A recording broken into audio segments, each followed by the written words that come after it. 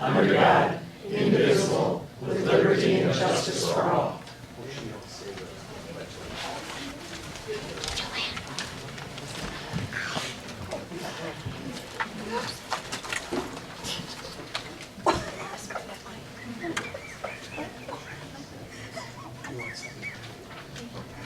Okay. Thanks everyone for being here tonight. Board, if every one of you would check your mics and make sure that they're on so that we have no problem people hearing us. Sometimes we fail to do that. Need to be reminded. Going down to the roll call. Everybody's here tonight. Nobody's absent. So we move down to on the agenda. Just need to add one thing to the agenda, which is the sheriff's report. And we're going to just put that down at under 8C on your agenda there tonight, the sheriff's report. That was just delivered here today, so we got the information up here.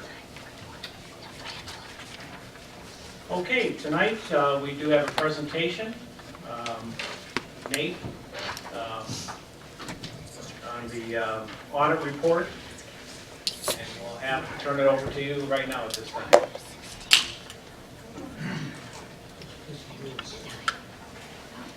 All right, well, thank you for the opportunity to speak tonight. I'll try to be relatively brief, kind of give you some highlights of what's in the report. Basically, you should have, hot off the presses, should have reports with you. You have two reports. The bond report is the financial statements, and then we have a management letter. That's the separate letter that we've issued. With the financial statements, I just want to kind of walk you through and point you to a couple things. If you go to the first, to page 1 of the report, this is really the only part of the report that is truly ours as the auditors. This is the independent auditors report. Format's slightly different than what's been there in the past. They put different subdivisions within it, put in headers, that kind of stuff. But basically, this report outlines what our responsibilities are, what your responsibilities are, which basically is the management's responsibility. The township's responsibility is for presenting financial statements that are fairly presented in accordance with the accounting standards. Our responsibility is basically to audit that, to express an opinion on those financial statements, but it doesn't give absolute assurance. There's materiality involved. We're not looking at every transaction, but our job is to look to see that they're reasonably stated and that you can rely on these statements. So if you go to page 2, this is the opinion section, and that's really what it comes down to, what we're issuing. And you can read all that jargon, but basically what it means is that you have what's called now an unmodified opinion. The standards changed a little bit to try to take away a little bit of they used to call it an unqualified opinion, and that's always confusing. When you get an unqualified opinion, that's a good thing, not a bad thing. So. The next section of the report is management's discussion and analysis. This is an overview, very broad overview of what's happened throughout the year. We don't actually give an opinion on this because there is a lot of narrative information in it. That's what the standards put forth is what we do with this section. We do review it to make sure that the information is all consistent with this year's report, also with last year's report. But it is a good source to go to and kind of look through. Management's given some explanations of changes in prior years in terms of the operations, but that's what that section is about. If you go to page 11 of the report, this is the statement of net position. It used to be called the statement of net assets. Standards changed and they changed the terminology slightly on that. But basically it's the same statement, especially for you guys. Nothing has changed from what you've seen in the past. The focus on this is on a long-term outlook. These are the government-wide financial statements, which is the full accrual, which is different than what you have for your general fund, at least on a regular basis. Capital assets are reported here in these funds as assets, where in your general fund, if you go out and purchase an asset, it actually is considered to be an expenditure, and it decreases your fund balance. The business type activities column, though, pretty much lines up exactly the way that your fund does, your water and sewer enterprise fund. So that lines up exactly. It's just the difference in the governmental activities. So you showed there, again, this is on a long-term basis. For governmental activities, you had 11.1 million in total net position at the end of the year, which includes an investment in capital assets of 2.2 million and an unrestricted balance of 8.8 million. And then pages 12 and 13, if you flip over there, this is your statement of activities, which basically is the same thing as an income statement, at least the governmental version of that. And again, it shows what the activity is, what your changes were for the year. Your change in that position for governmental activities was an increase of 172,000. That's on page 13, 3 lines up. That will show you what your changes were. Business type activities were $68,000 decrease, bringing you down to those totals that you had of 11.1 million for the net position of governmental activities and 2.1 in business type activities. Then for you on page 14, this is your general fund balance sheet. What you'll see there on the towards the bottom in page 14, your total fund balance ended at 8.8 million as of March 31st, 2013. You can see there's different categories of fund balance. There's non-spendable fund balance, which is basically for prepaid items. It's the way the standard said. You've already paid that money. While it does provide a benefit in the future, it's not something you can go out and spend anymore. So they set aside money in your fund balance for that. You also have committed fund balance, where the board has actually taken action in the past to commit a certain amount of that fund balance for future capital acquisitions. And that was set at $295,000 at the end of the year, with the remaining balance being unassigned, which is completely at the discretion of the board to spend at $8.5 million. Page 15 is just a reconciliation between the first statement that I was telling you about, the statement of net position, and the full accrual, and the differences that result in getting you to your balance sheet for your general fund.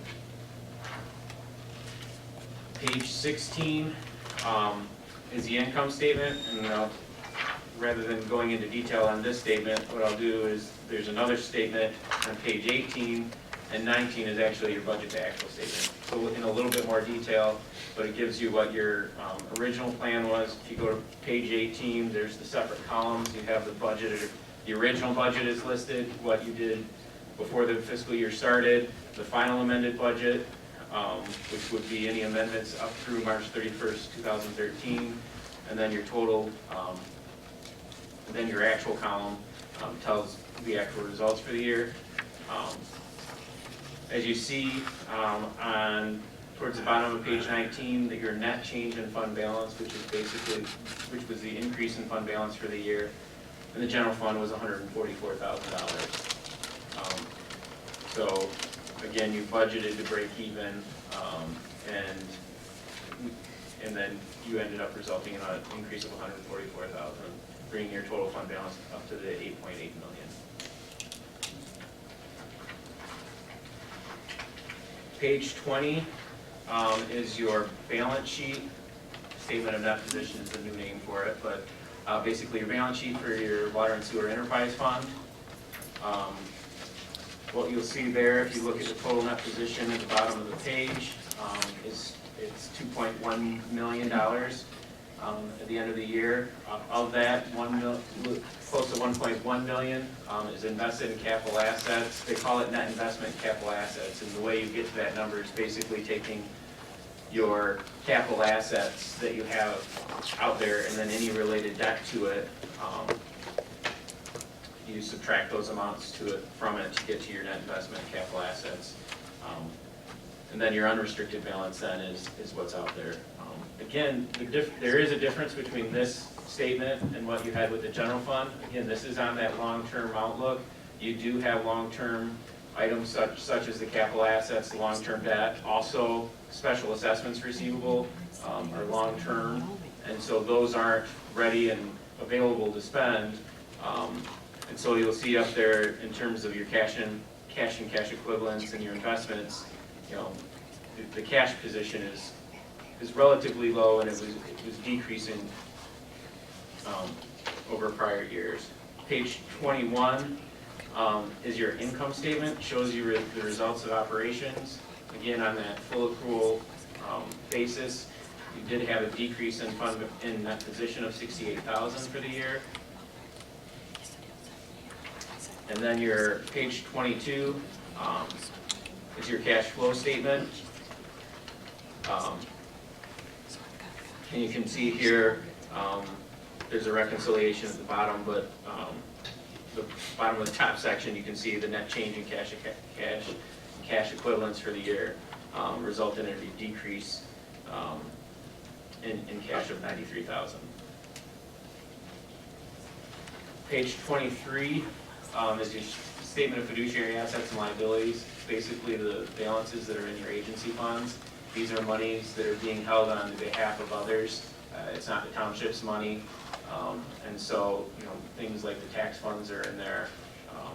So again, that is a simple, you know, you have the assets and they're equal to the liabilities because you owe it out to somebody else. Page 26 is the beginning of the footnotes. The footnotes just give you more detail on what your accounting policies were used, as well as different things like on page 29 is information about the budget, and 30 is some other compliance types issues in terms of any budget overages, which there was just a very small budget overage on one account. The construction code fees, this is a requirement of the state that you disclose, you're able to disclose and show in your financial statements that you're not charging more for building permits and those types of things than what you're actually spending. They want to make sure you're breaking even or losing money. They're okay if you lose money, they just don't want you to make money. So that's what they're showing on page 30, and then there's various other footnotes throughout on other areas, cash, receivables, capital assets, those types of things. So that's all in terms of financial statements that I was looking at highlighting. Do you have any questions specifically for me on financial statements?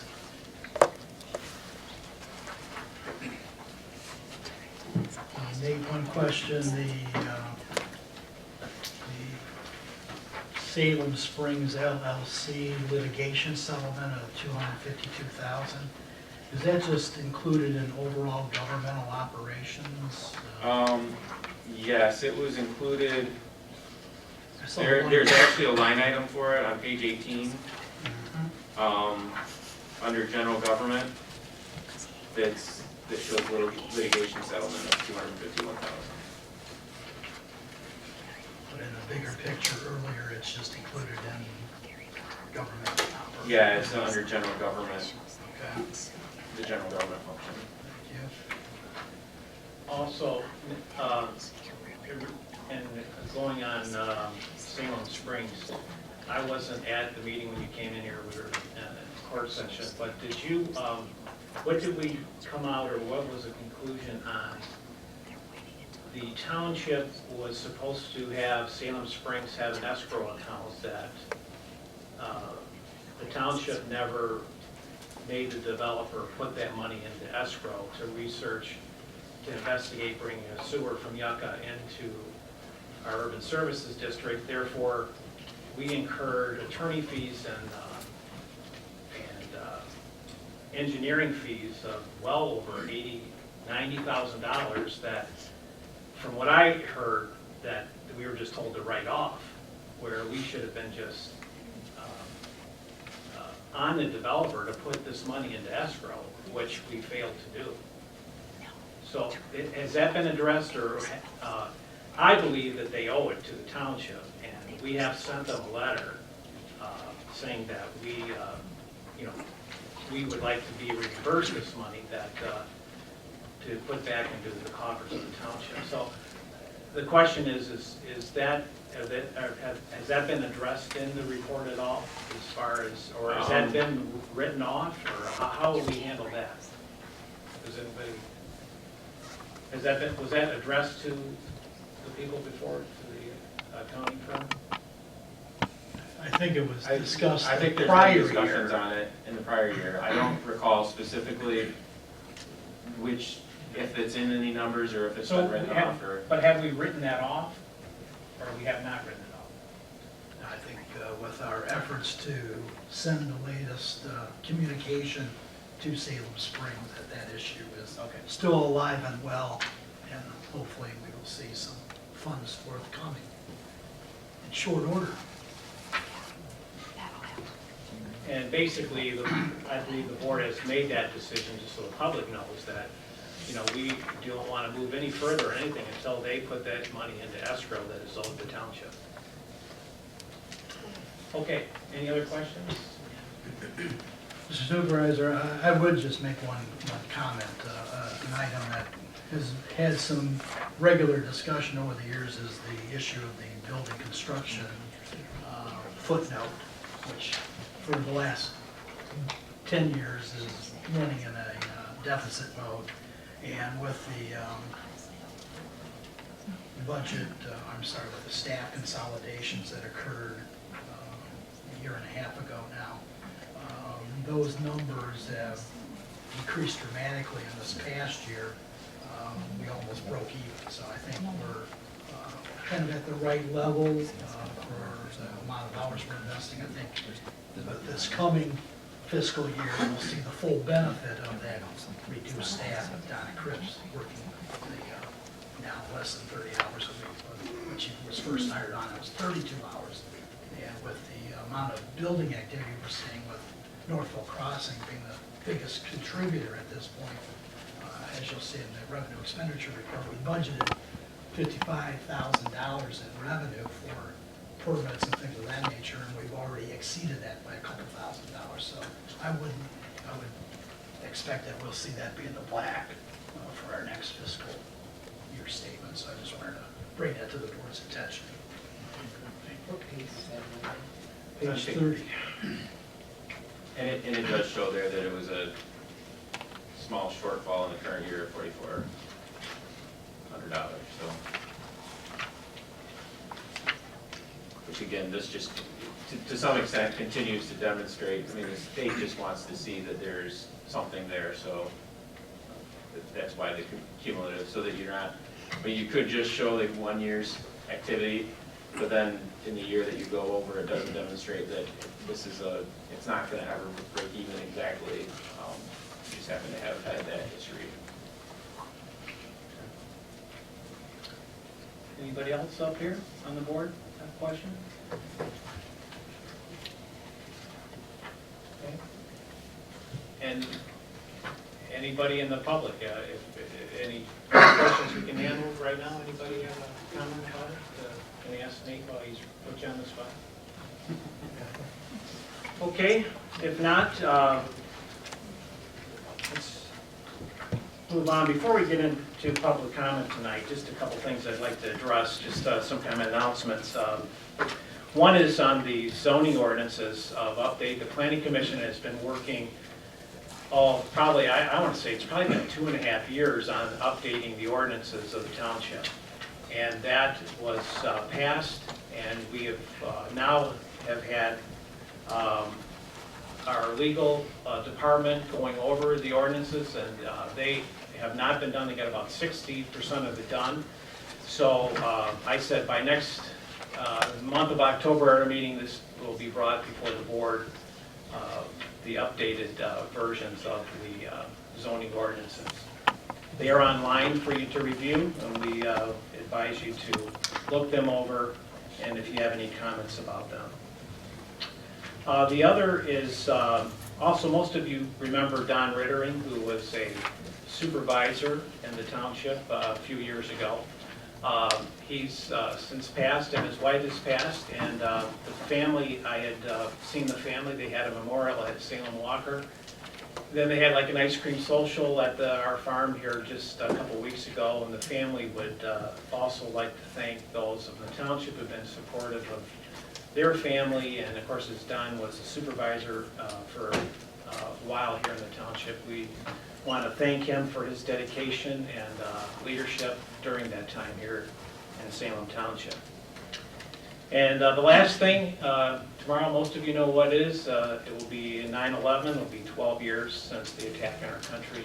And I think everybody probably in this room all remembers where we were at that time. And it's just, when we think of the people we've lost and where our country is at today, we think about, the one thing I remember mostly about that time is how unified our country was at the time when this happened. And I don't know how unified we are today, but but it was a memorable time for all of us to go through, and I just thank God that I'm an American. I'm thankful that I live in Salem Township, thankful for what God has given us here in our township and our land, and be glad that we're Americans. Okay, let's go down to public comment. Mrs. Clark. I would like to know, because I didn't hear you, did you have approved the agenda? Yes, we did approve the agenda. There was a vote, you approved the agenda? We didn't vote, but we approved the agenda unless we want to add, Oh, anybody's I got thought more it was additions. supposed to be a vote. Thank you. Okay. Any other public comment?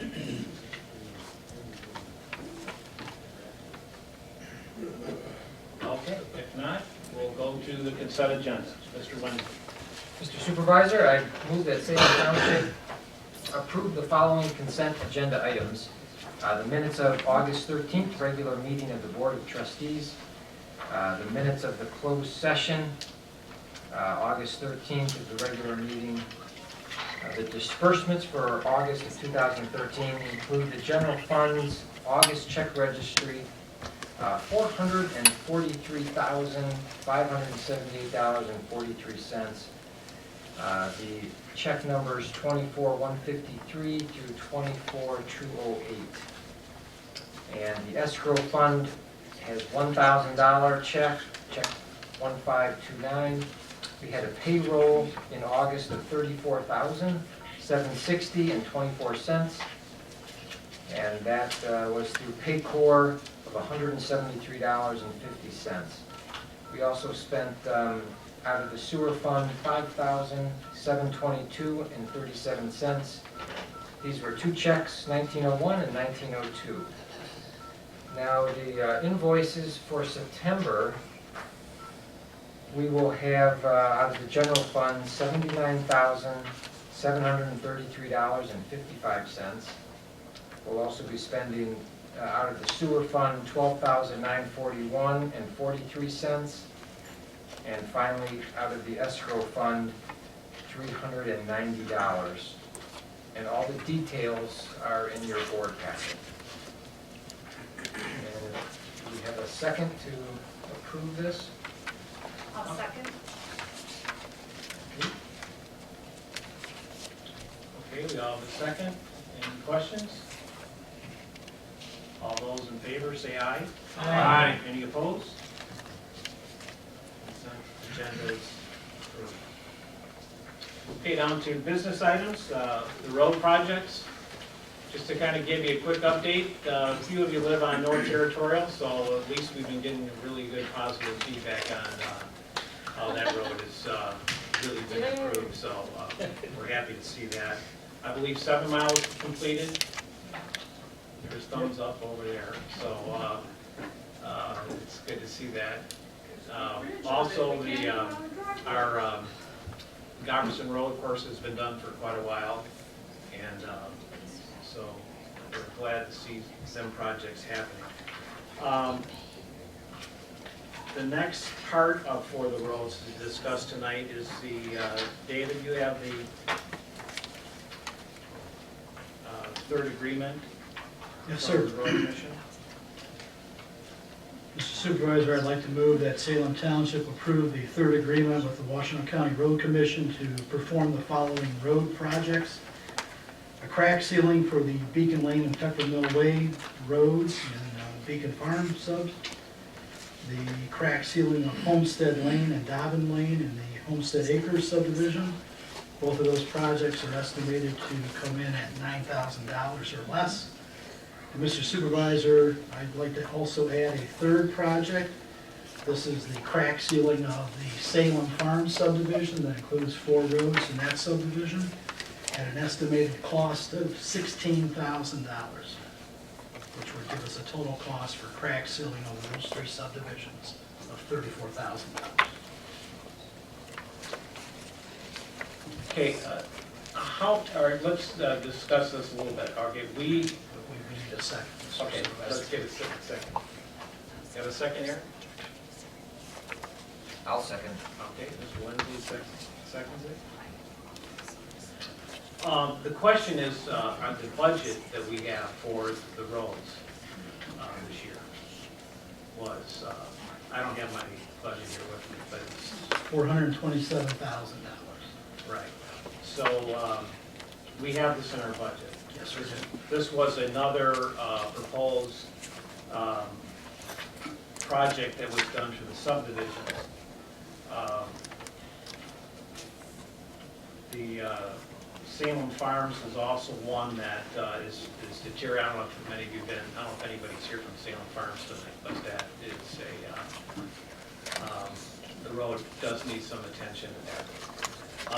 Moving forward though on these roads, I think as we've talked about, is forming a committee on our roads in Salem to figure out how moving forward, what needs to be done, because some of these subs are getting to the age where they're gonna have to be resurfaced, and it's going to become a big expense for the township, and we need to either let the people who live in them subs know that they need to have a special assessment, or they live in there, they use them roads.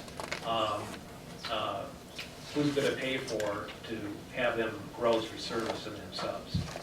So it's something that we as a township need to figure out. We've done some other repairs over the years, but as they get older, it seems to me like it keeps getting higher. I think one of the proposals to resurface Salem Farms was, on their proposal this year, was 150? 120 plus. 120 some thousand dollars. So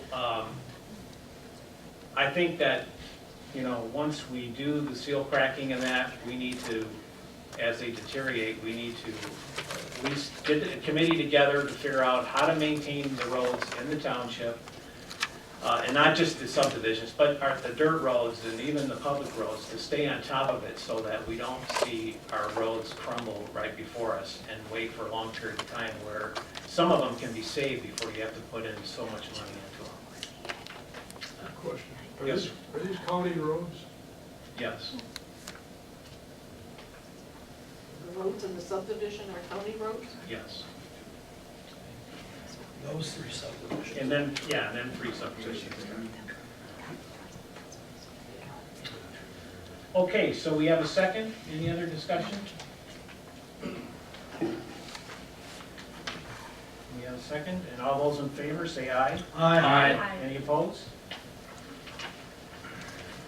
Motion's passed. Gary, what was that total again for all 3? I'm sorry, what? What was the total for all 3? 34,000. 34,000. Thank you.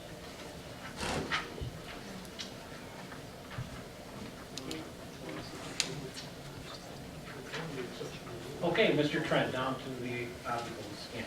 Thank you, Mr. Supervisor. I move that Salem Township approve the optical scanning project contract being awarded to the following firm: Ameriscan Imaging, with a not-to-exceed cost of $20,000.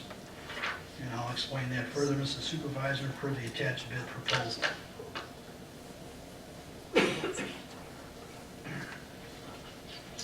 We have a second? I'll second. TJ seconds. Thank you. Mr. Supervisor, to bring the board up to speed, over the last few days, the optical scanning bid committee reviewed 5 proposals that came in that were submitted by the deadline of last Tuesday. Of those 5 bids, 1 was insufficient in meeting the bid specification requirements. That's noted at the bottom of your summarization, where that company bid around $41,000.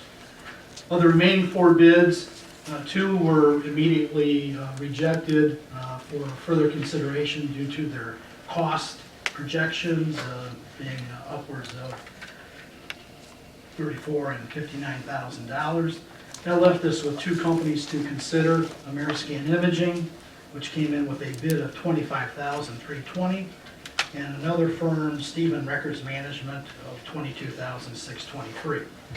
As you can see from those 2 bids, they are within 10% of each other from a cost standpoint. We contacted each of those companies, reviewed their bid specifications and what they could perform for us. And in conjunction with that, we've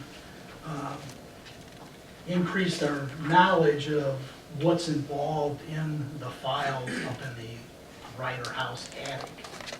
We guesstimated that we have around 155,000 sheets of paper that are in the files, as well as about 16,000 engineering drawings between the building department and the planning and zoning group. Now, Donna Cripps and I performed a small mini audit today of several of those files, just to see what's actually in there and what is it that we want to scan for our long-term purposes and preservation of these records. And after doing a little analysis today, we've discovered that in a lot of these files, there's the opportunity to reduce the scope of this project considerably by doing a little internal house cleaning before we provide files to an outside vendor. This is a project that was designated a year ago. We budgeted $20,000 for that. It was a project that was not undertaken last year. We put it in the budget this year as a $20,000 project, waiting for bids to come in. After doing our analysis today and determining what is it that we want to have scanned for preservation purposes of those records, and what is available to us that we currently have through our current computer systems with BSNA software. And a lot of the paperwork that's in a building department file entails building permits, the mechanical inspections, the heating and cooling, the plumbing. Well, the actual final document has the signature of the inspector up in the records there. We do have the ability to print off those forms in our computer system for the most part. So anything that has been built since 1993, 94, 95, we can print off records of those types of permits, which compile most of the paperwork within a building department file. And after going through just some sample records earlier today, we've discovered that probably 70% of all the paperwork within a building department file is just those building permit issues. And after reviewing that with Donna and being part of our committee, we felt that that really wasn't necessary for us to scan those kinds of documents. And even the vendors that we consulted with that made these bids and came out and visited the township to get a first-hand view of what our records were, indicated in a similar vein that maybe you don't need to scan everything, but if you want to get them off-site and stored in a more climate-controlled environment, long-term, that's the thing to do because they are permanent buildings, they are permanent records that have to be retained. So, so by doing some conservative guesstimation, I'd say, just on the sample we did, that only 15% of the paperwork, the 8.5 by 11, 8.5 by 14, up to 11 by 17, needs to be scanned. I've taken the liberty of jumping that up to 25 because things may vary from file to file. So with only 25% of the paperwork being scanned out of the building department, that would reduce the number of pages that were guesstimated to be had in the building department by 75%, and would reduce the number of pages to be scanned from 80,000 to 20,000. And doing a similar audit of our planning and zoning files, because Donna has already started sifting through those in her spare time. She's already done some house cleaning, but even by reviewing a couple of those files, we were able to do some further house cleaning and found that we can probably reduce that number by 25%. So that would make the planning and zoning files $56,250. Using the Ameriscan pricing, which they've broken out the document prep for building and zoning, but when you average what that cost is per page, their cost to scan those size documents is 6.5 cents. The friendly competitor is 7 cents, which includes the doc prep and all that good stuff. Leaving the building and zoning drawings status quo, because it looks like those might be realistic numbers based on our review of some of the files today. And recalculating those numbers, the total cost based on Ameriscan's numbers would come in right around $20,000. Now, obviously there is a cost differential between what Ameriscan proposed and Stevens Records. And both of these companies are fine, reputable firms. They've been in business for a number of years. Stevens Records has a large physical warehouse where they actually store records off-site. Ameriscan Imaging does not do that. Their bread and butter is the management of records, software, and doing the scanning. One of the pluses that our committee saw in dealing with Ameriscan is, number one, we know them. They've been our vendor for the minutes on demand for the last several years. And also that they are a sales representative and distributor for the Alchemy Gold system, which we currently use. As part of this project, if we were to select them and award them the contract, they have agreed to provide all of the necessary training for our new staff who is unfamiliar with Alchemy, but would need to access it as far as being able to hit it on the computer and do all the good things that we want to do for researching files. And they would provide that for a 1-year period of time. That in and of itself is a very substantial impact on the overall cost aspect if we don't have to go out and pay for training of staff to do that. And these guys know the program frontwards and backwards. Also, we discovered by interfacing with the vendors that the stuff that we currently have in BSNA that does have some items scanned into it can be imported into Alchemy as well. So, and that's something that once all the information is scanned, they would actually come and import all the information for us and interface with our IT people to make that happen. So for those factors and reevaluating the scope of the project, I think we can make this project come in at the $20,000 that's budgeted for the year.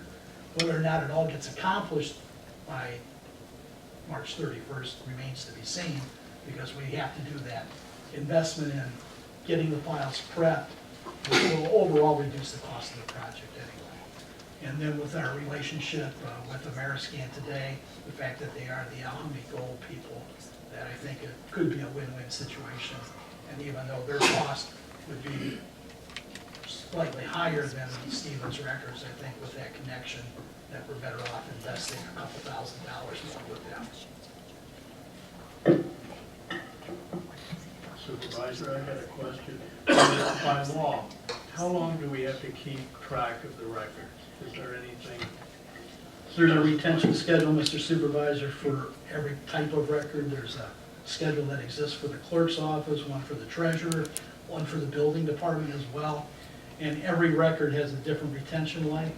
In general, for building and also planning and zoning, because of the way the law or the recommendations are, you have to keep paperwork on structures 7 years after their life. So, so not knowing how long is a structure going to exist, that almost for all practical purposes makes it a permanent record. what we did discover and why we think that we can reduce the amount of paperwork that needs to be scanned is that all of the paperwork that's involved with Norfolk Crossing is 8.5 by 11 sheets of paper. They're very, repetitive, duplicative in nature as far as the type of housing unit it is and so on. And so we'll just be able to maintain the records we have without having to scan any of those. And those structures do get, we're finding out through this building department increase in funds that they're replacing a lot of the units. Apparently there's some structural requirement where the piers get replaced every 10 years, and so there's a lot of replacement going on there currently.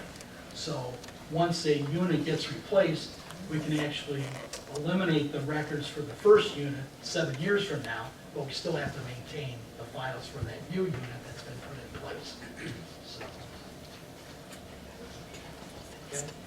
But in short, building department, planning and zoning, almost all the records you have to maintain indefinitely or permanently. Are there any plans to go beyond just the building and zoning department? I'm talking about some of the past financial records. Yeah, we've scanned a lot of records in the clerk's world. That was the primary focus when we acquired the software back in 2009. And we decided then that we wanted to do it on an on-forward basis and also capture those records that were critical to us, that are that permanent nature. And so that's why we focused on the planning and building department last year as our pet project. As we go forward, and we may talk about this a little bit in conjunction with our next topic, when we look at manpower, that we will try to allocate resources as necessary to try to do additional in-house scanning of those critical records that we want to maintain in a digital fashion, so that we have that backup for anything that's permanent or that's critical to us. Yeah, because one of the areas, well, there's two areas that I have concern with. Is number one, the sewer system. And the volumes of paper that have gone through, a lot of things are non-existent, and sometimes they're missing, and sometimes we can't find them. And to me, it's a shame that we have that much information is lost, or I can't find it. And it's a concern. I think that we really need to include some of those files in there as well. How many have been in the Ryder House attic? I think we all need to take a trip over there. It was a nice sauna today. It was a very nice sauna today. I have a question. Yes. So who ultimately controls these digital files, and what happens if we wanted to change companies at some point? We would control the files because it would be our system. They're going to provide the training for us. And if at some point down the road we find that there's a better system out there, we can transition to that. Is what I've been told, because Ameriscan does do some interface with other software programs as well. And so once we have these updated, or once we have these in a file, we can keep updating as we're moving forward, so we don't have the mess like we have over there. Absolutely. And they maintain all the electronic files? They would, after they're scanned, they give us a DVD, so we have that DVD as our backup, and then those records will be electronically imported into our Alchemy Gold system. And when all this is done, what's going to happen with all those papers in the attic? Are we making a plan to, Right now, the Put them best course of somewhere else. action would be to take them out of the attic and send them over to Corrigan Moving and Storage that we currently use for off-site document storage. And based on 100 new boxes going over there, that would add $35 a month to our off-site storage costs. And that will get them out of that sauna and iceberg status going forward. Yeah, we still have to keep the paper, even though we make them. Yeah, some communities are shredding those kinds of things. I think just for safety's sake, worst case scenario, if you did have some sort of computer disaster, at least you've got the DVD backups that can be stored off-site in a vault And also, you can always retrieve the paperwork as long as you have it, so. Obviously, there's a move among some communities to try to shred as much paper as possible.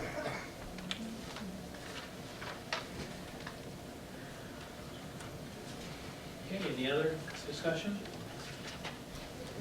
We have a second already, right? TJ. EJ? Okay, all those in favor, say aye. Any opposed? Motion's passed.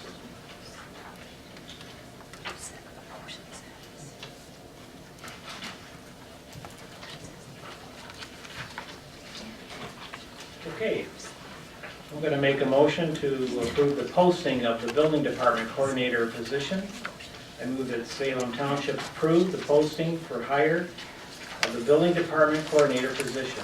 The position will be considered part-time, less than 30 hours a week, with pay range of $15 to $22 an hour.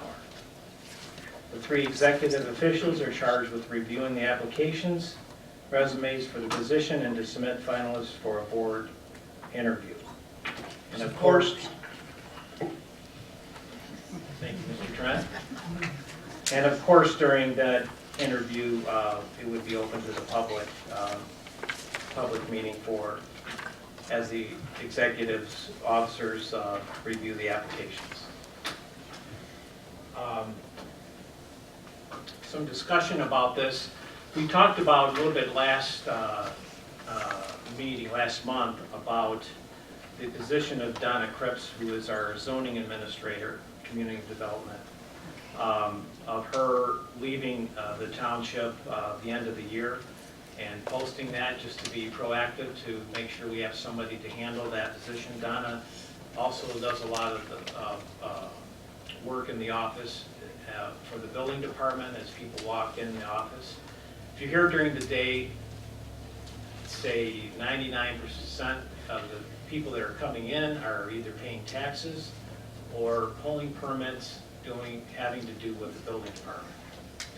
So in talking about posting a position as far as a zoning administrator, the thought has come back to talking with Donna Moore and a few other people of, do we really need that position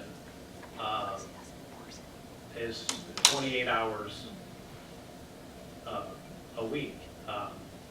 Is there that much time? And in talking to Donna, that there really isn't that much work when it comes to just the zoning issues or whatever that might come up.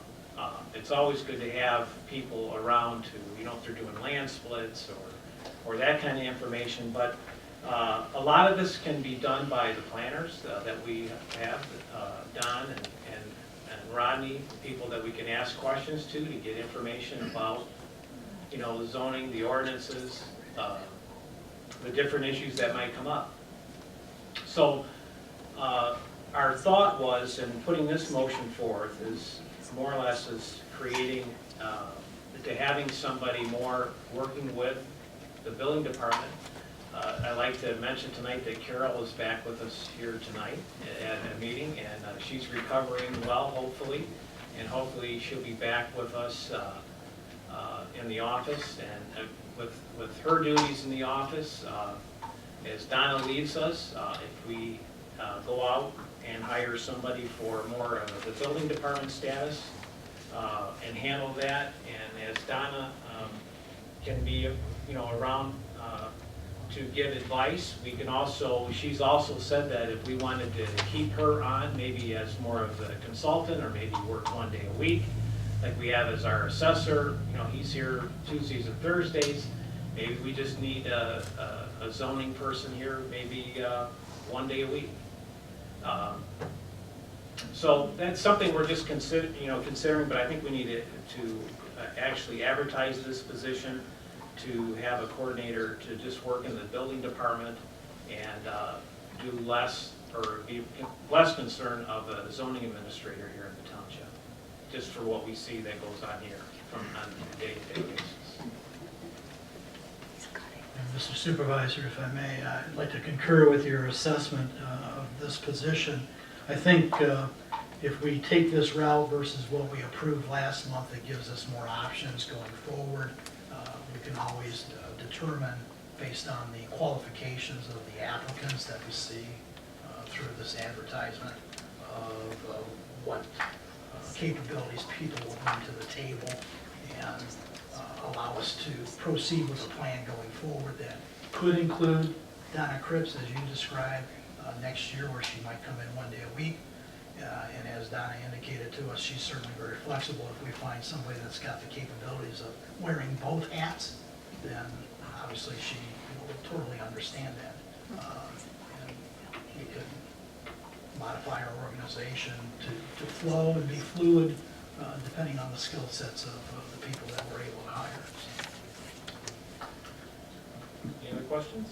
I guess I would like to make a comment that maybe 1 day a week, but if the building activity does pick up in this township, and we have seen an increase in building activity in the past 6 months to 9 months that we've been here, this could possibly turn to be more than 1 day a week. So I would just caution that we should keep an open eye on the workload will be, rather than just make sure that they just go for 1 day.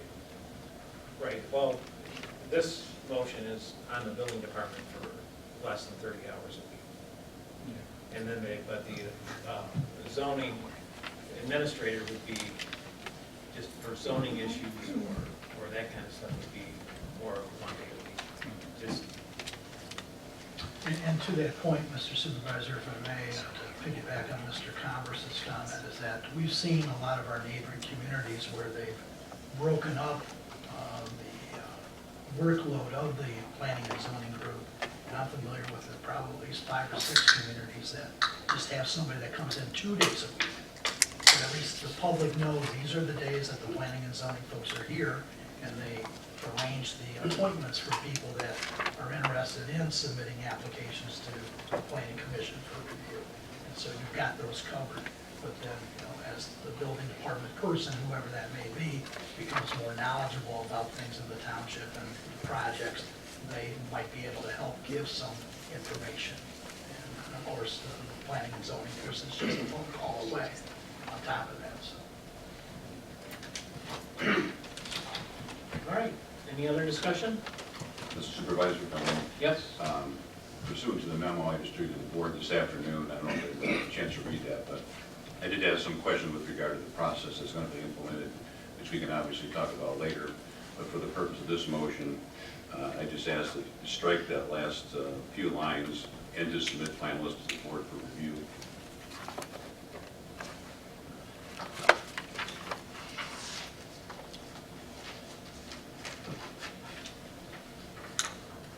And are you saying we don't need the 3 executive officers to do that? No, what I was suggesting is the portion that reads, the 3 executive officials are charged with reviewing applications and resumes for the position is fine. I would just delete the rest of it after that. Oh, okay. I don't think it's necessary, and it may call into question the process. All right.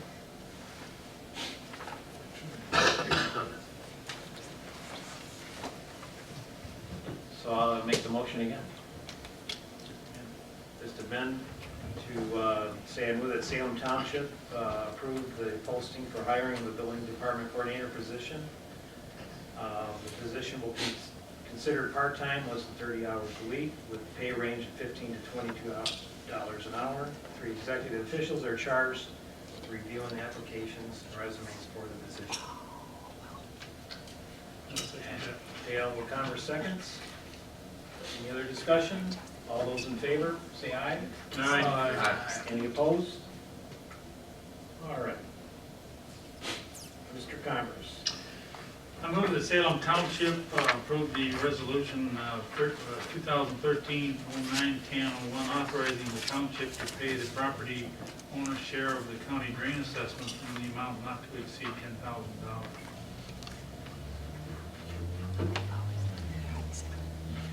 I'll second. The reason behind this is it's been past practice of the township to pay for the property owner's shares of the drainage that has been going on. It's been decreasing every year, and I think I don't know how many years are left to pay on this, but it's winding back down. But it's been the township's position to pay for this, drain the property owner's share of it. That's really where it's all at. Any other questions? We need a roll call vote on this one?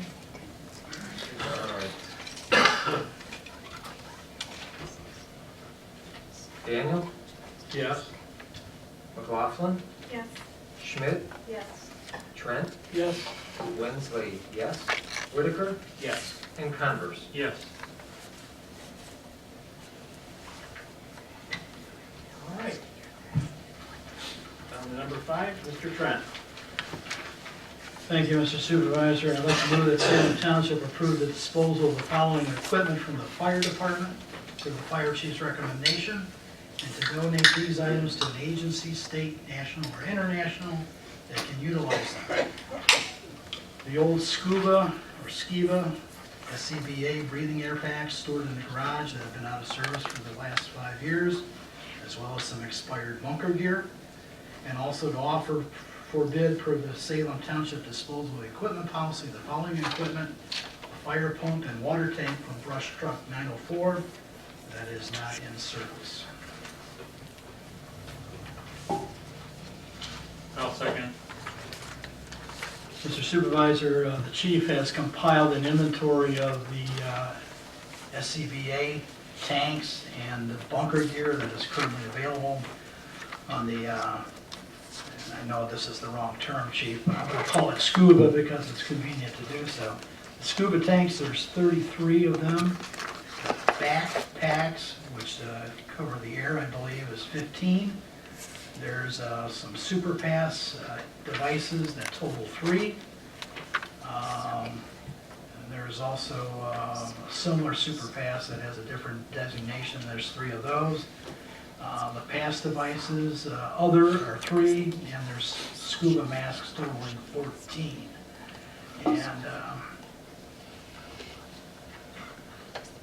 And these units will hold air for 30 minutes, is that correct, Mr. Rockwell? And as far as the bunker gear, do we have an inventory of that, or is that still a work in progress? Actually do, it did make the email, it's, I can get that for you. It's about, I'd say, 4 or 5 cents. 4 or 5 cents of bunker gear. This is equipment that has been replaced in the last couple of years with some investment that the prior board approved. I think we spent upwards of $30,000 for the new state-of-the-art equipment. The big difference in this equipment is the new equipment is more lightweight and I think meets the current fire. Right, this is fairly old stuff, it's just about 1 step outside Greenfield Village level. It's well needed, but we have, this has just been collecting dust in our shed, in our garage back out there. And we'd like to try to get it to a department, maybe overseas or some other area that could use it. Like I said, we're never going to use it again. It needs to go in accordance with our disposition policy within the township. We're following that practice.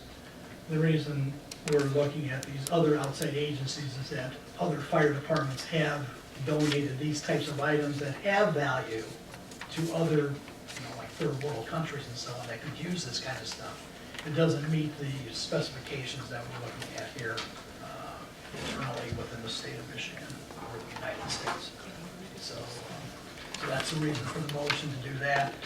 The items that would be advertised for bid, and one of the requirements is that we advertise it in our township newsletter, and I think later on this evening we'll hear some discussion about the next possible newsletter that will be coming out.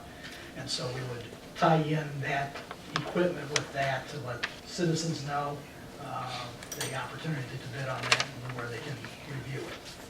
But this is the equipment that was taken off the old brush truck 904 that's been replaced with the $25,000 item that we approved earlier this year that Mr. Rockwell will be touching on in his fire department report later.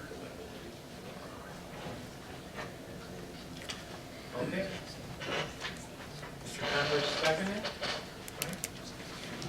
discussion? All those in favor say aye. Aye. Any opposed? Okay, motion passed. Okay, now down to the land preservation report. If those of you who are here, you want to come over and sit on the front row, you're more than welcome to. Give your report or stay there or come on up. Or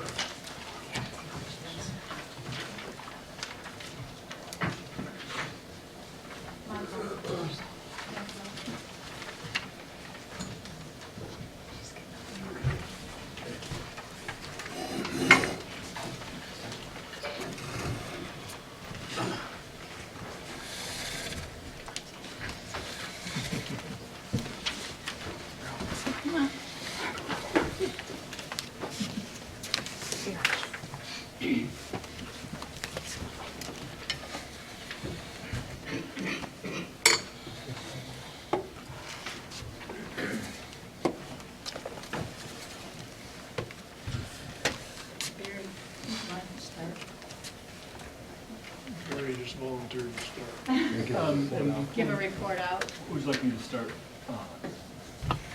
Greenbelt, On the, and you have a Greenbelt, and you just have that meeting there? it was the county natural area. So in regards to the so-called four tracks property that the township is considering to purchase. this is 5 Mile and Salem. Yes, in Brookville. Last evening, the Washington County Parks Natural Areas Committee met. It was their first time meeting since they actually got to visit the property back in July. And the first opportunity for them to discuss about whether it was the type of property that they wanted to consider contributing funds to from their sources. And there was a great deal of enthusiasm about the property, a recognition that the creek is quite special, very high water quality with some unique species in it. So they didn't put a dollar figure on how much they were interested in contributing, but they said it's something they want to contribute. I set up a meeting on Thursday morning with staff to discuss how we might go about that. So we can come back to them in October with a proposal to state exactly what it is that they would be seeking to protect and then how much they'd be willing to contribute toward that. So that's one source of funds that we were considering here all along with that, and a very positive outcome from last night's meeting. Okay. Yeah, at our last Land Preservation and Conservation Board meeting, which was August 27th, the Land Board brought up a motion to send to the Board of Trustees regarding the property at Salem Road and Brookville and 5 Mile. And so I will just read the motion that our board wrote that night.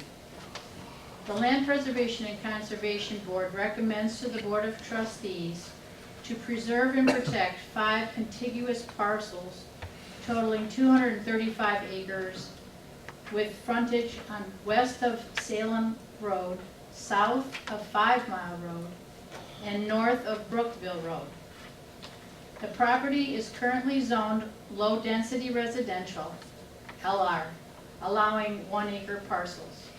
The property has many natural features, including a pond near Brookville Road, wetlands, farmland, rolling hills, and over 2,800 feet on both sides of Johnson Creek, flowing southeast from 5 Mile Road to Salem Road. The stream is part of the headwaters of the Rouge River and features endangered species and excellent water quality. The property's soils consist of sand and gravel, so it is at a high risk for high-density residential development. A trail system will need to be developed, but the goal is to have the property open to public access for quiet uses such as nature observation, as well as walking trails, horse trails, cross-country skiing, bike use, and possibly catch and release fishing on the pond. Our township will enjoy the present open space agricultural view and can begin planning future recreational uses to be enjoyed by township residents for the future. The Land Preservation and Conservation Board is proud to present this opportunity to the Board of Trustees for consideration. Our township presently has only 35 acres of land open for public access. This preservation, which will provide the additional 235 acres, will reward Salem Township residents with access to a large parcel of land with a diversity of natural features, including natural areas, education for children. Our residents will have access to numerous uses that are currently not available. Several funding sources stand ready to assist in purchase and preservation of the property, making this a win-win situation for Salem residents. This was voted on by those who were present at the land board meeting, and it was unanimous. We had Mary Beth was absent. So this I've sent you all this, this motion and the minutes of that meeting. I also was reminded tonight by Carl that during the scoring system, when we scored this property, of all the properties that we scored for a variety of different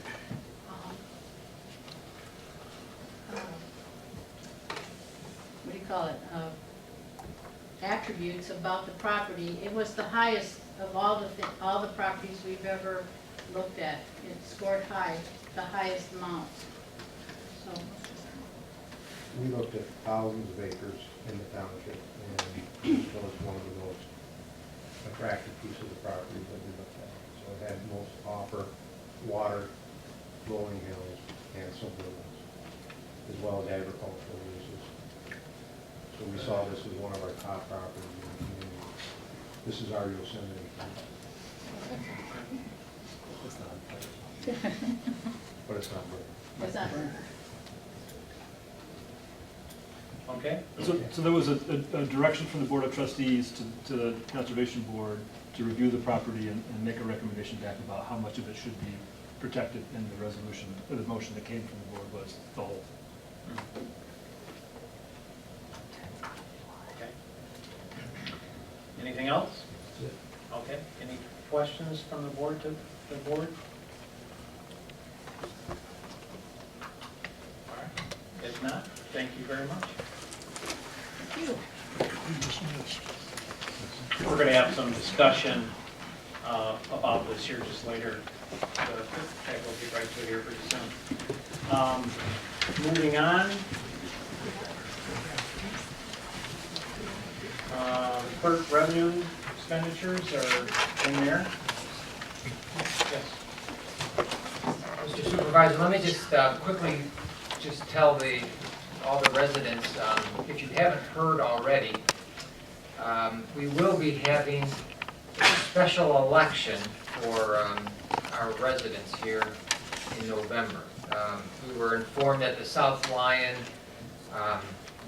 School District will be bringing a proposal to vote increasing the millage.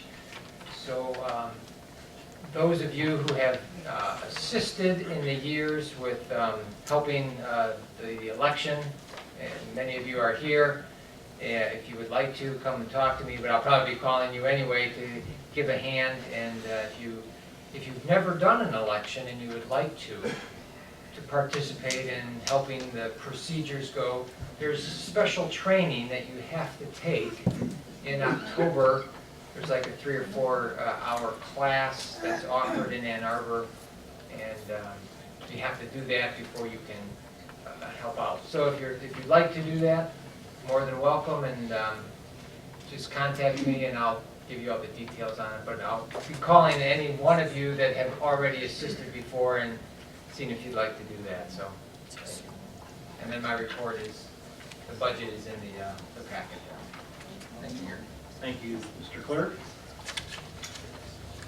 All right, down to the fire department, Chief Rockwell. Thank you, Mr. Supervisor. I'll try to make this brief since it's been one of the longer meetings that we've had. Good stuff, though. We've had 32 calls for assistance in the month of October. Again, 2/3 of those were medical. I'm sorry, that's August. I'm thinking of October, Halloween already. 2/3 of those were actually medical, and the rest were mostly related around cars, car vehicles, things of that nature. We did have one structural fire that was the result of a lightning strike that caused the electrical panel inside the house to catch fire. The occupant was somewhat alerted by the smoke detectors and henceforth the filling of the house with smoke. This was our first opportunity to deploy the small brush truck 9.4 with our ultra high pressure skid mounted firefighting apparatus. It happens to be, it was on the southwest side of the town, and lo and behold, that vehicle was there within approximately 3 minutes, just slightly over 3 minutes.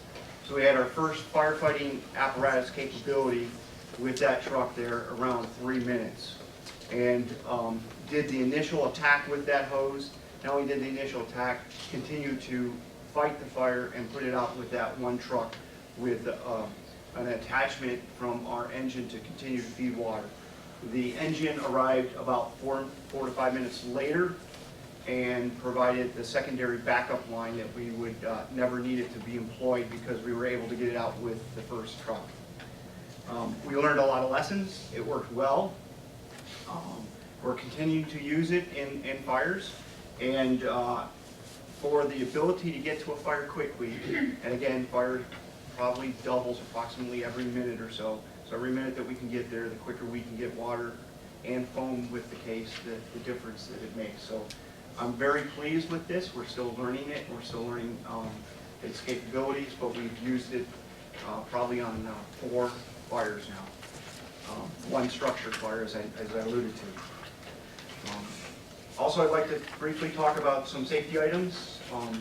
Kids are back in school, and it's still dark out, so watch the speeds. We're starting to get the bus routes and things like that, so we're getting heavier traffic because everybody's back from the holidays. So we've seen some motor vehicle accidents, and we've seen obviously an increase with construction. And if you've been down North Territorial, sometimes it's been like the Wild West lately with can you drive on it, can't you drive on it kind of stuff. So it's getting better, but yeah, and so it's getting better because it's getting paved, and we've had 7 mile on a number of roads, and we'll continue. Pontiac Trail was a bit of a challenge too for a lot of folks that drive through our area and aren't familiar with the roads. When you change a road, they don't know how to get off one road and go anywhere else. So unfortunately, we get that all the time with accidents. And then lastly, I wanted to mention that we've been meeting with Salem Elementary School, and we worked out, they have new security requirements, South Lyon School does, with the cameras and procedures to get into schools, and they're greatly been increasing every year on their security conscious. And we went over the procedures for emergencies from the fire side, and what they would do in case of emergencies. And if you have a child that goes to school, you probably already received some training how to pick up a child and stuff like that. So closer coordination again. We're working with the principal and their district staff on how we would respond to help support the school in case of an emergency. Is there any questions that the board has, or I may answer? I have one. Here.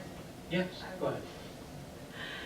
It's really not a question. I just see Mark Kimler back there, and I've been promoting the daylights out of our CPR classes coming up in really just, 2 weeks now.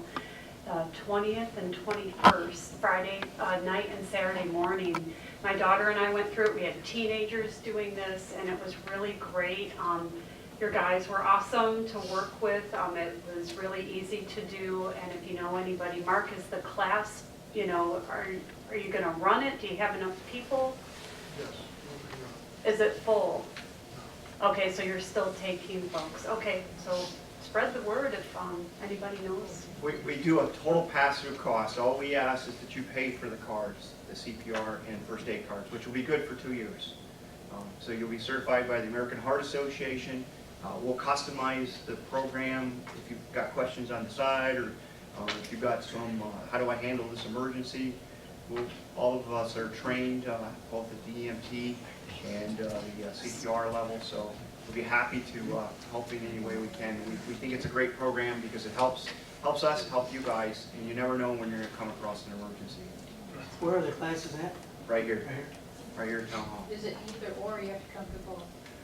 We would like you to come to both because then you get both cards. We can work out schedules, but we prefer to give you both the first aid part, which is one day of the class, and then the second day of the class is the CPR part.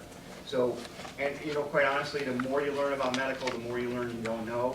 And it is crammed full of a lot of stuff. You wouldn't believe that there is so much to this. They're making it simple, but we try to give you enough information so that you would feel comfortable in an emergency. And that's kind of where we want you guys to be. What are the times? In the evening, was it more? 6:30 to 9:30 Friday night, and then 9:30 until 12:30 Saturday morning. And we would like to do more of these, so if there's an interest you can't capture, or we can't get these dates, we'll look at next year to do them again. We want to, we've done them for a number of community outreach, we've done them with the library, we do it with some businesses. We try to get this word out because you never know when you're going to need CPR or first aid. And so anytime we can get some hands-on with folks and they feel comfortable with it, it helps us and it helps you and it helps us as a community to be better. The CPR procedure has changed. It has. Why does the CPR change? Because they scientifically, they go and say, what's the best results? They go and study patients from the time the patient suffered a heart attack to what they consider a good survival, where you walk back out as a normal person. They study those cases and say, why did that patient survive versus a patient who didn't? So the procedures change, and basically what the procedures change to, compressions only. Compressions only. And there is some stuff, you can go hands-on only at CPR, or hands-on only, I think it is, website, and it'll just show you CPR and no breaths, because people were delaying. I don't want to have to try to do breaths, I can't remember, chest compressions. And they'll actually help you over the phone in case of emergency. So we will teach you that. There's a little bit more, obviously, to that. It wouldn't be it'd be only a 10-minute class if that's all it was. Okay, Thank you. thank you, Chief. Okay, and then down to 8C, the sheriff's report has been submitted, and we're down to number 9, board discussion on potential land purchases. I want to thank the Land Preservation Board for their presentation tonight. So to discuss with the board a little bit more about this, and then to the public also, the way the whole land purchasing of the 4 tracts at 5 Mile and Salem, there's really like 3 options that we have on the table. And how do we get this out, and how do we get people to understand, and how do we want to go about this? And the first option is, as they presented tonight, is to purchase, or to do an agreement with the owner and purchase it, and then have the agencies that are out there contribute. Make a long story short, most people know it's $1.5 million for the property. There would potentially be maybe $500,000 that would be provided by these agencies to help, to help to buy that property. But that would mean that we'd be selling the development rights off of that property to preserve it as long it goes, for 50 years or plus, or however long it goes. The other option would be that the township outright purchase it. And by doing that, we have a lot of opinions that have come in about that. If the township paid $1.5 million outright, when you think of the asset of the township of having a piece of property like that, and there's been a lot of discussion about creating maybe our own ordinance to preserve it for 25 years, 30 years, saying that this is land that the township owns and we're going to preserve it as for public use. And then from 30 years from now, our grandkids and people decide that, hey, we want to let the township develop, we want it to be, that would be more or less up to them. I'm saying that that's just an option that's out there. If you look at the value of the property, I mean, my opinion now, this isn't, I'm just talking about my opinion. not everybody else's. But my opinion, once you take the development rights off of a piece of property like that, it really does devalue the property a whole lot when you take the development rights off there. So as, moving forward, for 30 years, is that piece of property as an asset to the township? It's an asset to the township, if you have to do bonding or put it up for collateral or something, it's an asset that the township will have. Then the third option is don't buy it at all. And that's, there are some people that feel that way.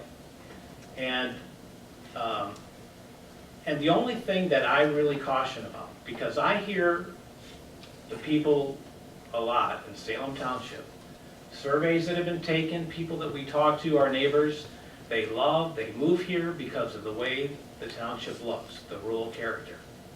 And when we look at the ground, and we've talked about this many times, the reason why Salem Township is the way, a lot of the land, the way it is because of the land that is on here that is not perkable, and you can't build on it, you can't develop it, and that's why we have the rural character that it looks like. And people come here to find a piece of property that perks, and they build a nice home, and they might have 5 or 10 acres or 2 acres, and they enjoy living out here, and I think we all do, and we all love that. But here's a piece of property that is sand and gravel, as you heard them say, that's very developable. It's 1 acre lots. A lot of people say they didn't even know that in the township we had 1 acre lots, but that property is. And it's very developable, so we have to, what is our really feelings? We talk about keeping the township rural. How do we keep it rural? I mean, do we pick up a piece of property like that that's very attractive to a developer? Do we want to see a bunch of homes in there? Do we want to keep it rural, or do we want to see it developed? And they want to sell it, and they have developers who are interested in it. So it's really up to us to say, what do we want to see over there? And I don't know how many, a lot of people have not even been by it, and I just encourage people to go by, drive down Salem Road, and just look to the west and see that beautiful piece of property. It to me, is just one of the most nice, beautiful pieces in Salem Township, in my opinion. So, and with the creek and the pond and everything in there, so that's what we need to do. But what we need to do, decide is how do we get the word out to get response back? What do the people in Salem really want us to do? Because it's a lot of money to be spending. And if the township, either way, even if they spend $1 million or they spend $1.5 million, it's a lot of money. And again, if the township decides to spend $1.5 million on that property, by moving the monies out of the treasury that we have and putting it in a piece, it's still an asset of the township. So that's where we're at. And I'm thinking, now how do we do it? Now, during the holiday and Labor Day holiday, I kind of just went through my emails, went through phone calls. I had about 48 people that responded. I only had 2 that were negative. 1 I took out there, changed their mind after they seen it, and 1 just said absolutely not. The township should not be doing this. And I respect all opinions, but we need to hear from people, and that's what we want to do. So how else do we go out there? I don't think 48 people are enough. I'm sure there's more that I haven't counted, just talking to personally. People have been paying their taxes, and I've been talking to them as they're coming in, and there's been a lot of positive people to say that you need to do this.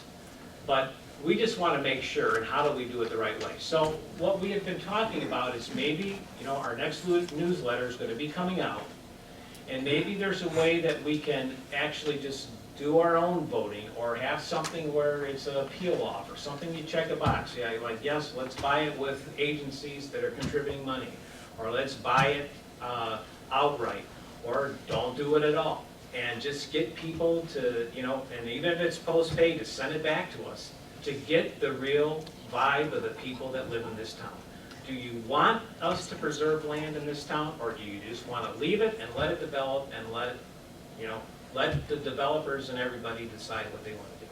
That's what we have to do. This is not going to be a legacy for this board Anybody else, it's the legacy of everybody that lives in Salem Township. What do we really want to do? Any other? Yes, Mayor Beth. I love the idea of sending out some sort of postage paid postcard or something where people can actually respond back. I would really like a letter that explains it in these terms, because, you know, a lot of us are just busy and we don't take the time to really go, you know, into the details of this kind of stuff. We hear something like, what, you're spending what? And until you really understand the reasoning why we would want to do such a thing, so if we could just lay it all out, get it out to every home like we do the newsletter, have a postage paid, you know, type of communication that people can send back, I think we would get a lot better read of what people really feel.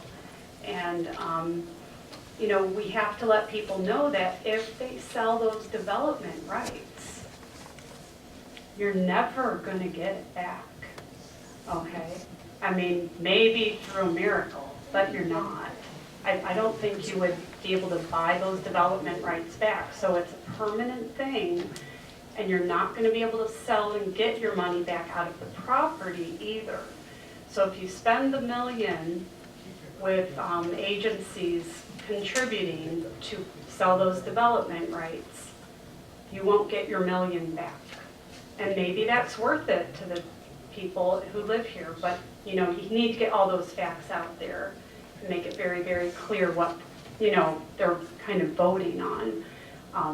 So that's my only caution, is that the communication's got to be just very factual, so that people have all the information, make an intelligent decision, and I think it'll be a good thing. Anybody else? Dale? I think that there's been a lot of thoughts, and I'm just going to address this to the Land Preservation Committee. What is the actual restrictions due to the Greenbelt? What restrictions do they have? And I would like to see that in writing, because quite frankly, we have heard a lot of stories, and there's a lot of thoughts out there, and there's no clear anything in writing. And I think I would like to see, when we go before if we put this letter out there, that the people really honestly know truly what the restrictions will be due to whatever the Greenbelt, if they're contributing there, what are we restricting ourselves to by accepting that money? I have one more thing to say about that. And also, you know, we've kind of laid it out that we either preserve all of it or we buy it outright. There's another hybrid here we can consider too that needs to be mentioned in any communication, and that would be, we could propose, you know, the Preservation Board is saying we want to preserve all 235 acres. Well, we don't have to do it that way either. We could just say, you know, there's some areas that are very special and pristine that we want to make, you know, sure are untouched. And then the rest of it can be under township control. Now that will impact what these other agencies would want to contribute though. They're obviously going to give a lot more money if we preserve all 235 acres as opposed to maybe whatever, let's just say 75 or 100. Okay, so that's just a whole nother option. And again, information has to be, you know, very clear on that point. Can I ask or address Dale's question? Sure. Generally speaking, in a conservation easement where development rights are conveyed, there is a prohibition on altering water courses, on clear-cutting woods, on dividing property into smaller parcels, building houses on the property, those kinds of things. And I would imagine that something similar to that would be what the Greenbelt program would be seeking in their contribution. And I want to be clear also that unlike the County Natural Areas Committee that I met with last night to talk about this, the Greenbelt Commission hasn't really reviewed this yet, because we haven't really provided them with a proposal to review. The recommendation from the Conservation Board was, let's buy the whole property and protect the whole property. You guys get to decide whether we want to do that or not. At some point, we need to say, this is our proposal to the Greenbelt Commission, and say, are you willing to support this? One of the things that I've heard from them so far, in the brief discussions that I've had with staff and a few members of the Greenbelt Commission, is that they may want to make their contribution contingent on having a conservation easement donated or conveyed on some or all of the property, in order to get their funds involved.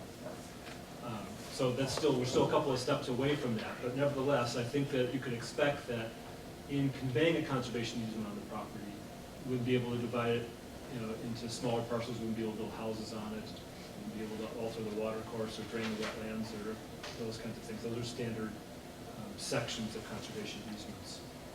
There certainly could be an allowance for agricultural practices happening on the property on an ongoing basis. And also if there was a consideration that, it might be used in a somewhat more developed recreational sense, like you might want to have a building there or something like that, where people could gather, just saying.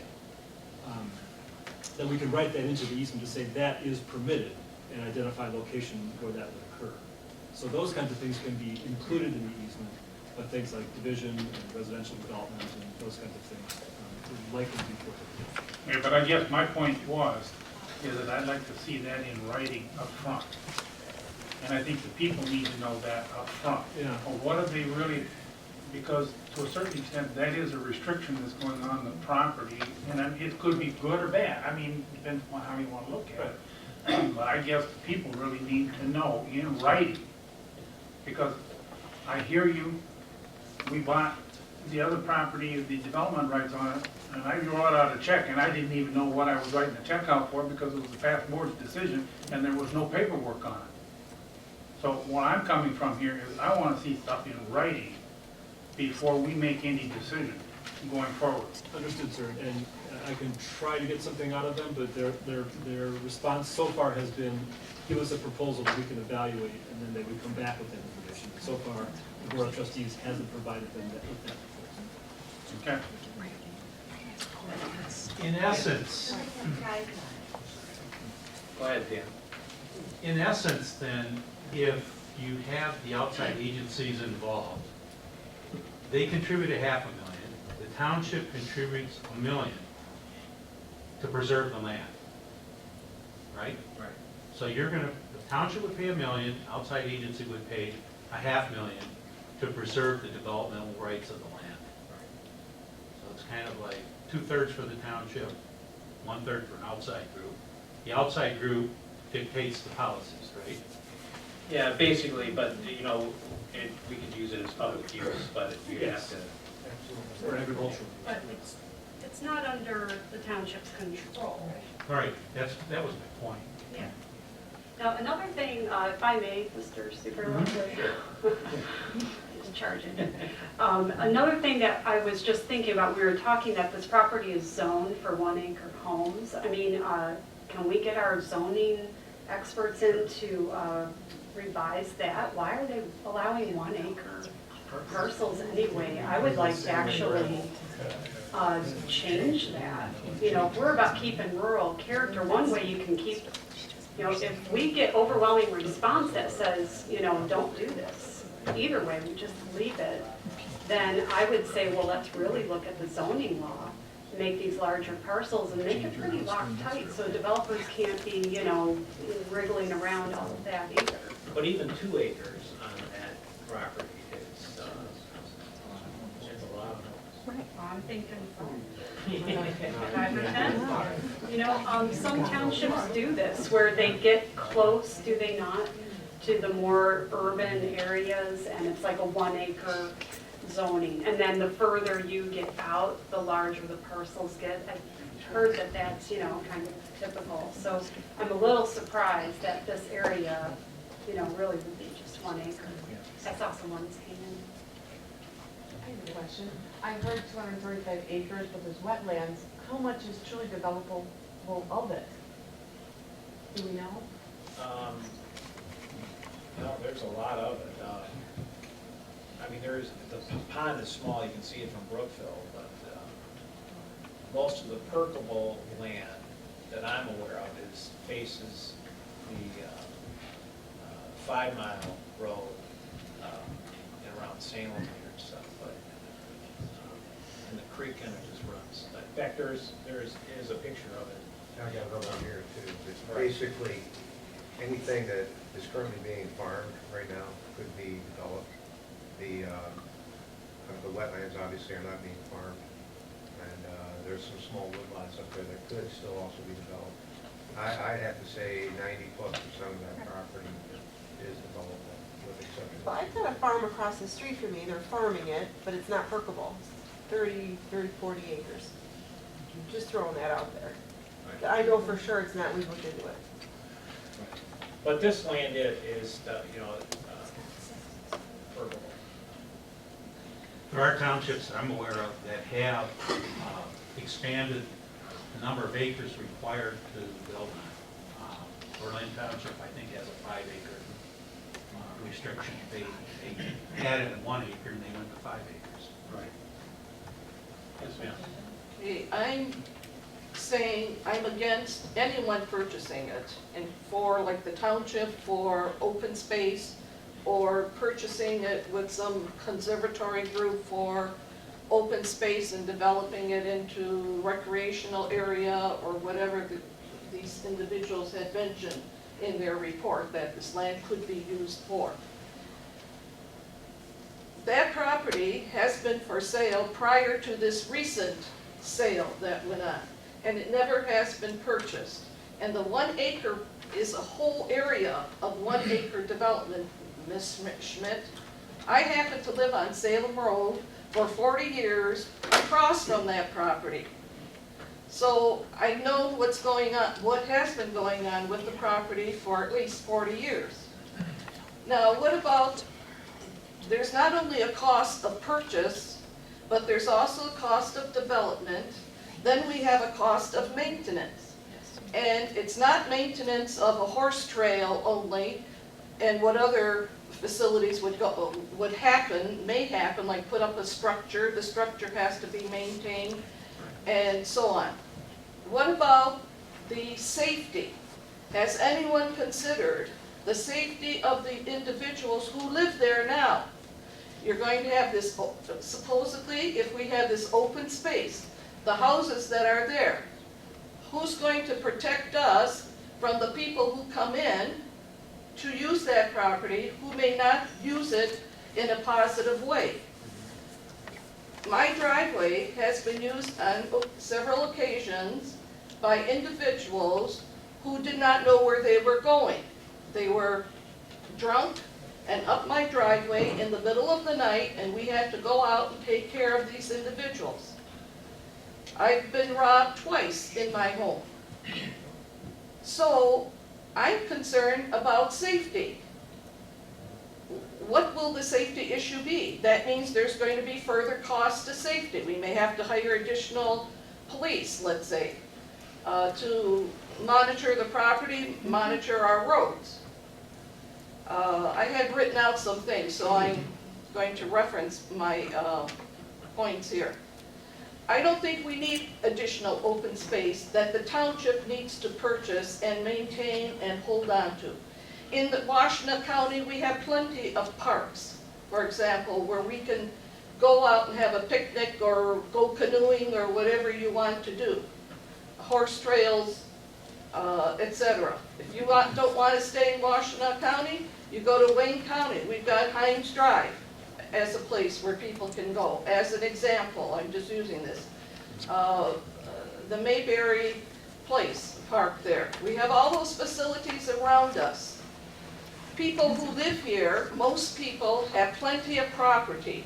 Yes, there are a few people maybe who have 1 acre or 2 acres, but most of the people have a lot more than that. Where I live, people have 8, 10 acres, and maybe a few more than that.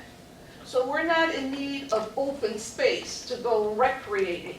We've got plenty of recreational facilities for which we pay our tax dollar to maintain in our county, for example.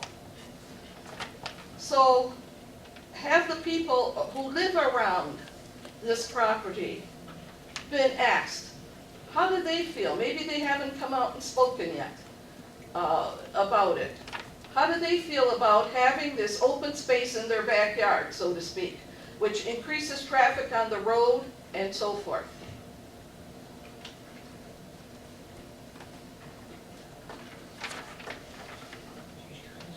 just because we have money, for example, in our treasury, to maybe want to go out and purchase property for open space, I don't think that is something we should do.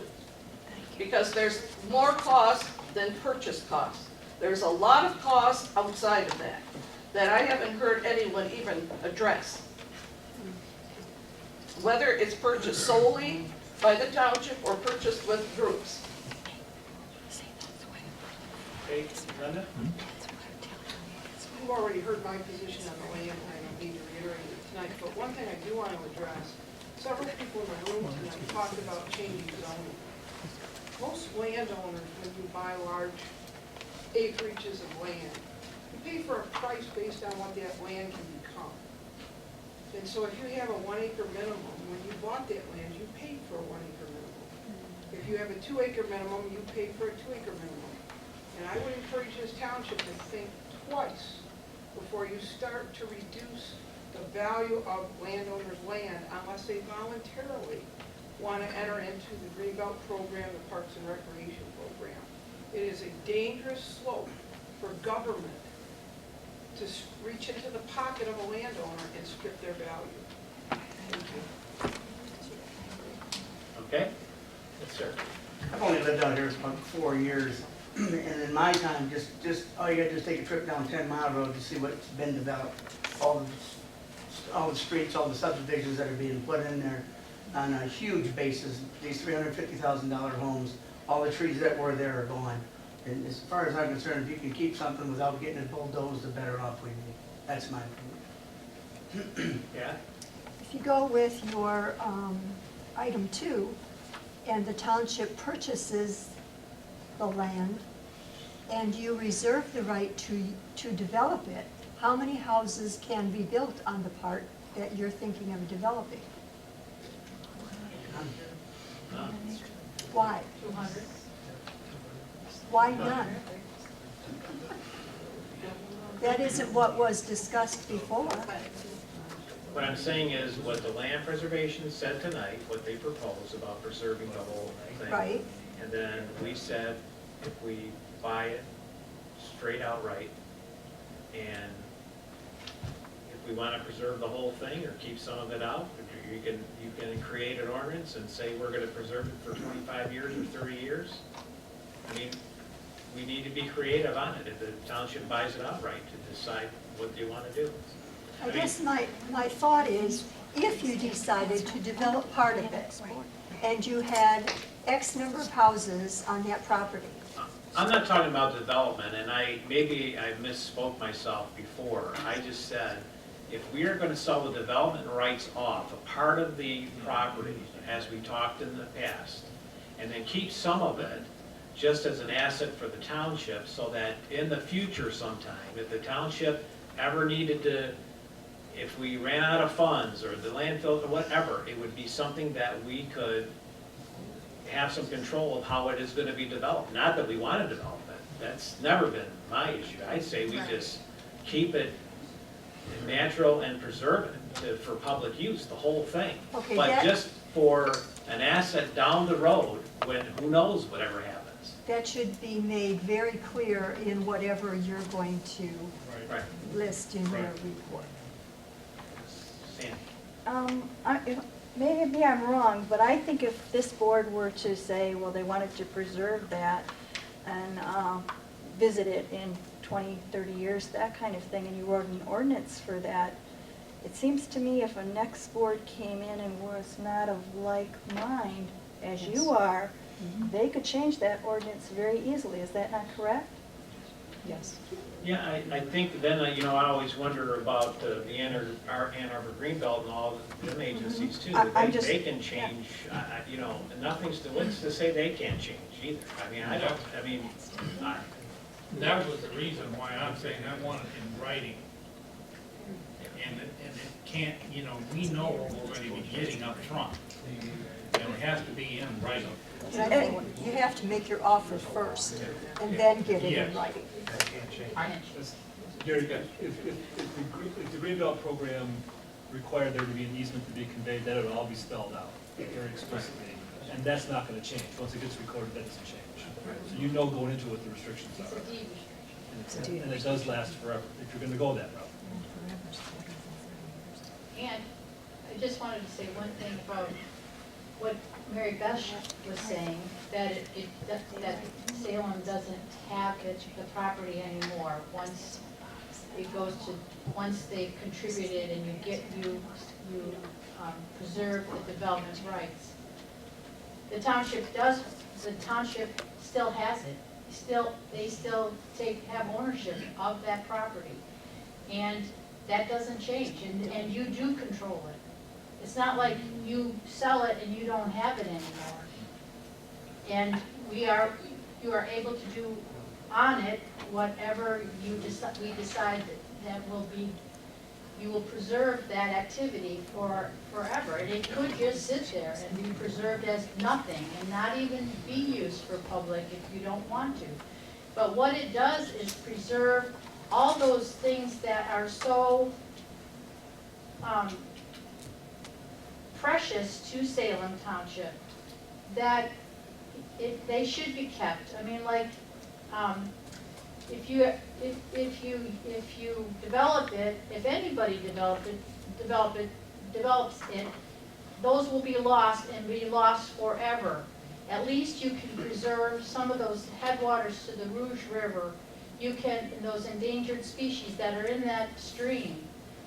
Though there are plenty of places already in Salem Township that have been destroyed already. And I'd hate to see more destruction of natural areas in our township. Chief, I'll finally acknowledge you, I'm sorry. So it's okay, thank you. As a resident who lives on the street, and I can appreciate the comments that you've made, because I've seen those myself. The first thing is, obviously, we're not going to get anything for free.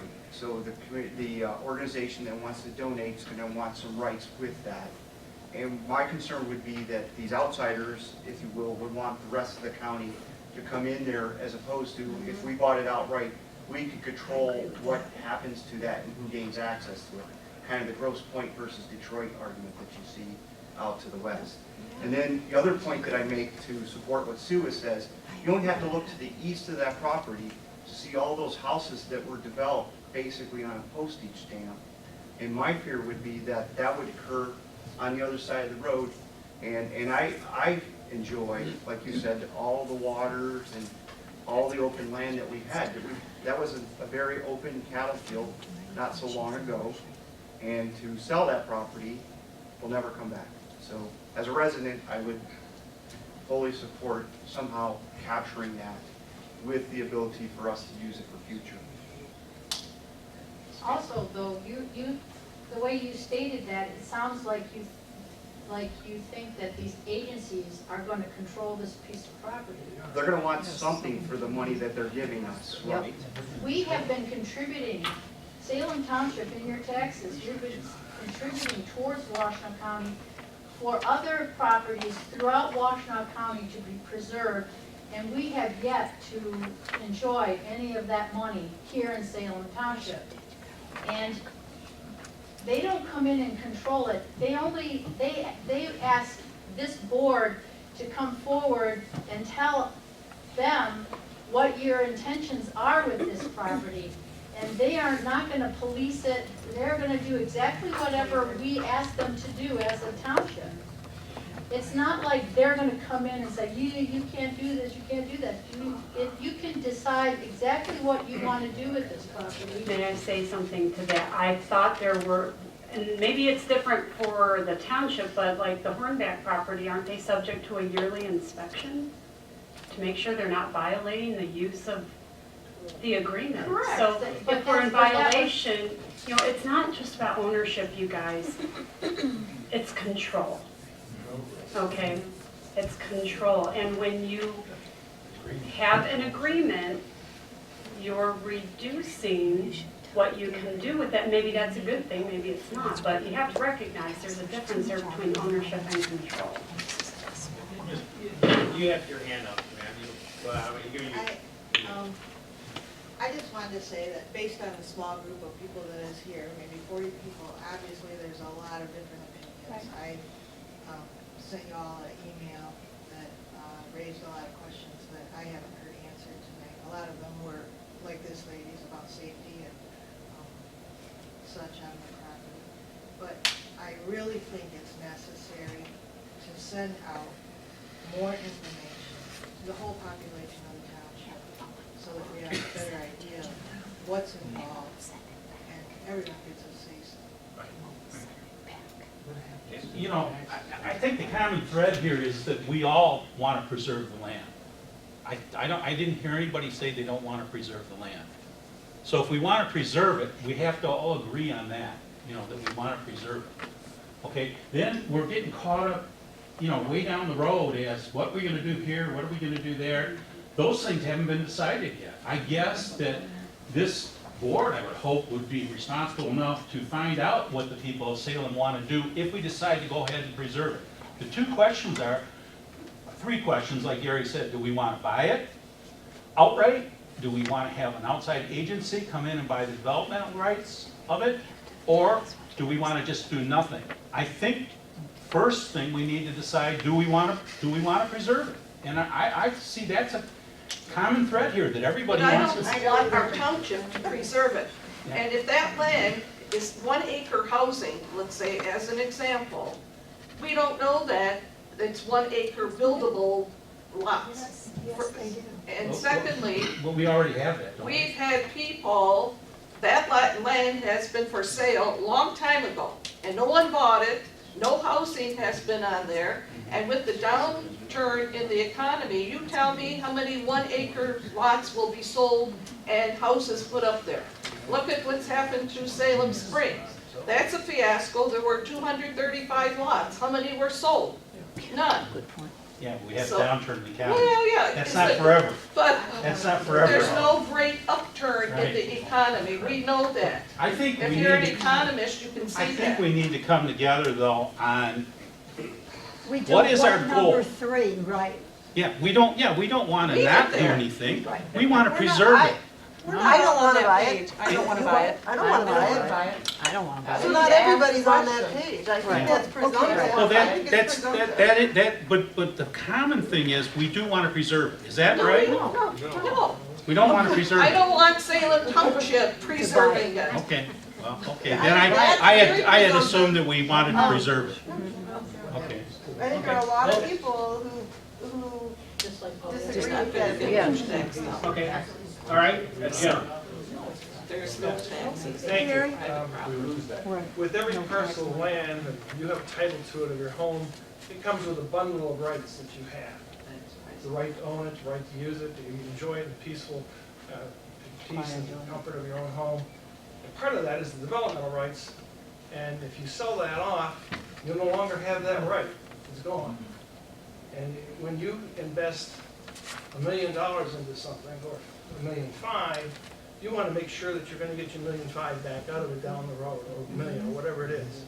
And then the process that's put before you by the preservation group is they're going to pay $500,000, you're going to pay $1 million, but your $1 million is essentially depleted to much, much less than that. Some of them maybe $500,000 or less, depending on what happens.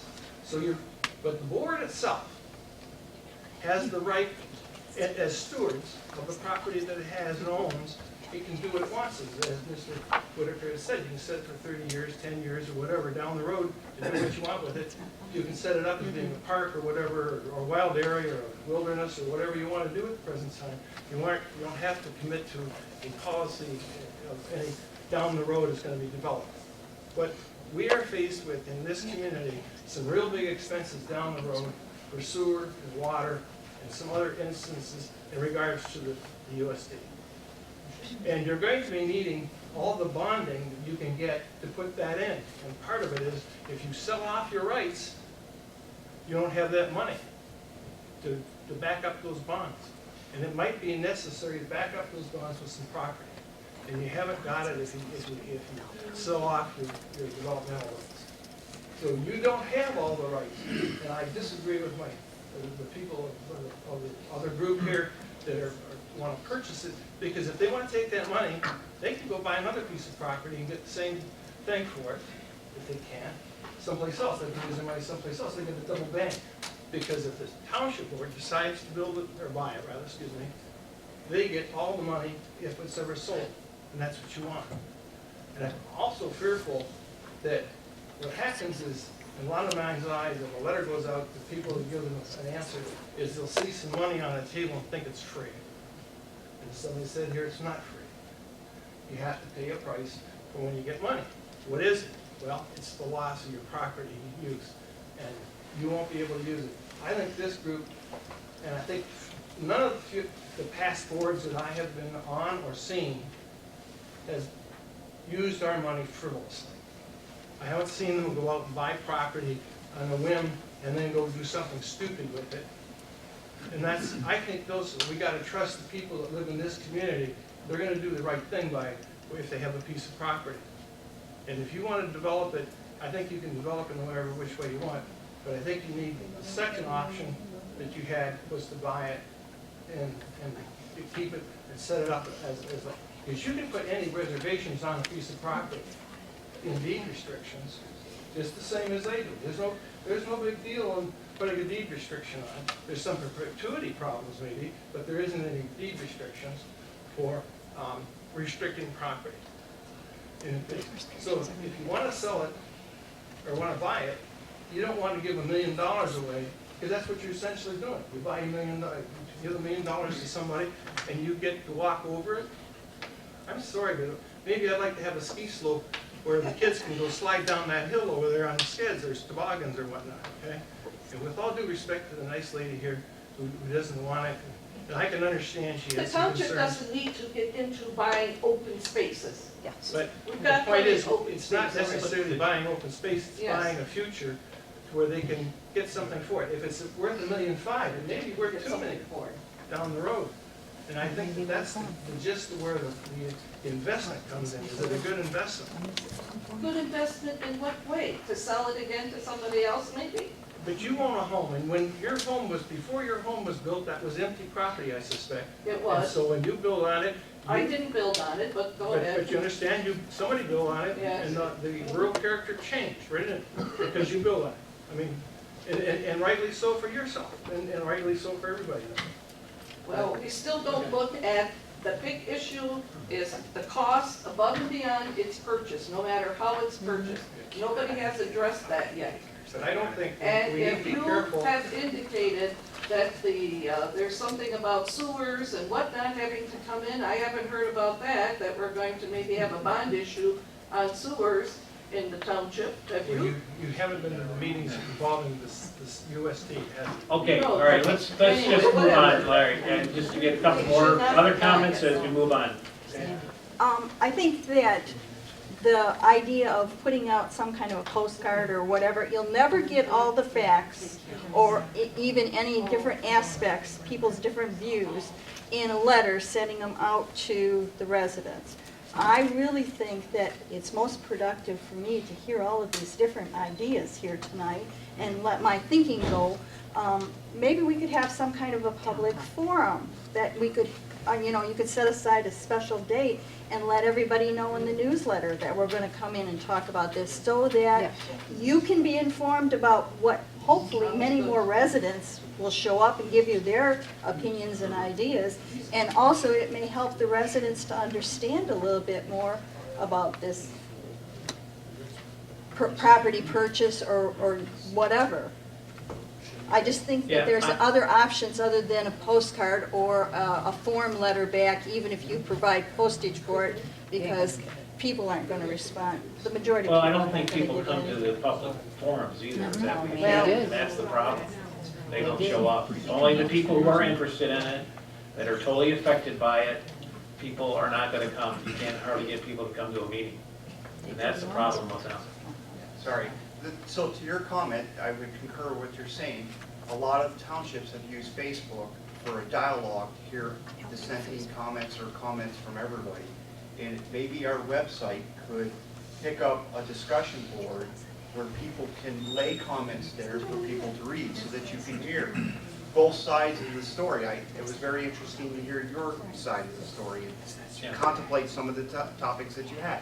And I would like to see maybe the township having something like that where you could, you said you gave a lot of discussions and feedback when people talk. That's an opportunity for people to post and counter-post and say, and Sue, you added comments to the stuff that I had questions to. So the only way you're gonna get this dialogue in today's day is Twitter and Facebook. That's true. It's true. Yeah. And I had that up here. Yeah. I don't do it Just a myself. question for it, just I like this discussion where you Right. talk to people, Right. see their expressions. Just a quick question to legal. Ed, on the property like that, say the township does purchase it, someone gets hurt on the property, going on the property, as long as the property is vacant, they're. For liability purposes. Right. The only way the township would have liability for that property is if it builds a public building on it. The township in general has governmental immunity for any tort liability. There are certain enumerated exceptions to that. One of those exceptions is the public building exception. So if you put some public structure on there, swimming pool or a bathhouse, whatever you want to put there, and it was a defect in that building, then the township could be sued for that. But if it stays in its natural state, you don't build anything on it. I wonder if you create horse trails, or let's say that, somebody gets hurt on a horse on the trail. No, in fact, the law is pretty clear. Even playgrounds next to a public school building, the playgrounds themselves are not considered public buildings. So, unfortunately, your children get hurt, for example, at school on a playground, you can't sue the school for that. Only if they're hurt by some defect in the school building itself. Just another quick comment. One of the neighbors who lives on Brookville side, right near the pond, had a discussion with him. And the discussion is that the people that are hanging out there now around the pond, having late bonfires at night, all kinds of drinking and everything else going on there now, and it has been going on for a long time. He came and he said, he really feels he would be glad if the township bought it, only because the fact that maybe there'd be some rules enforced that there wouldn't be that kind of stuff going on in the property.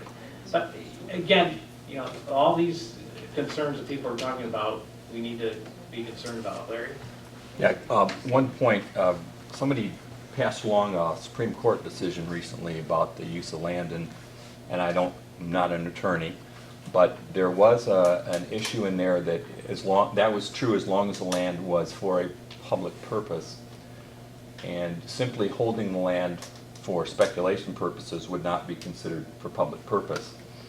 So my issue would be whether or not we really would have enjoy that immunity if it was not being used for a public purpose.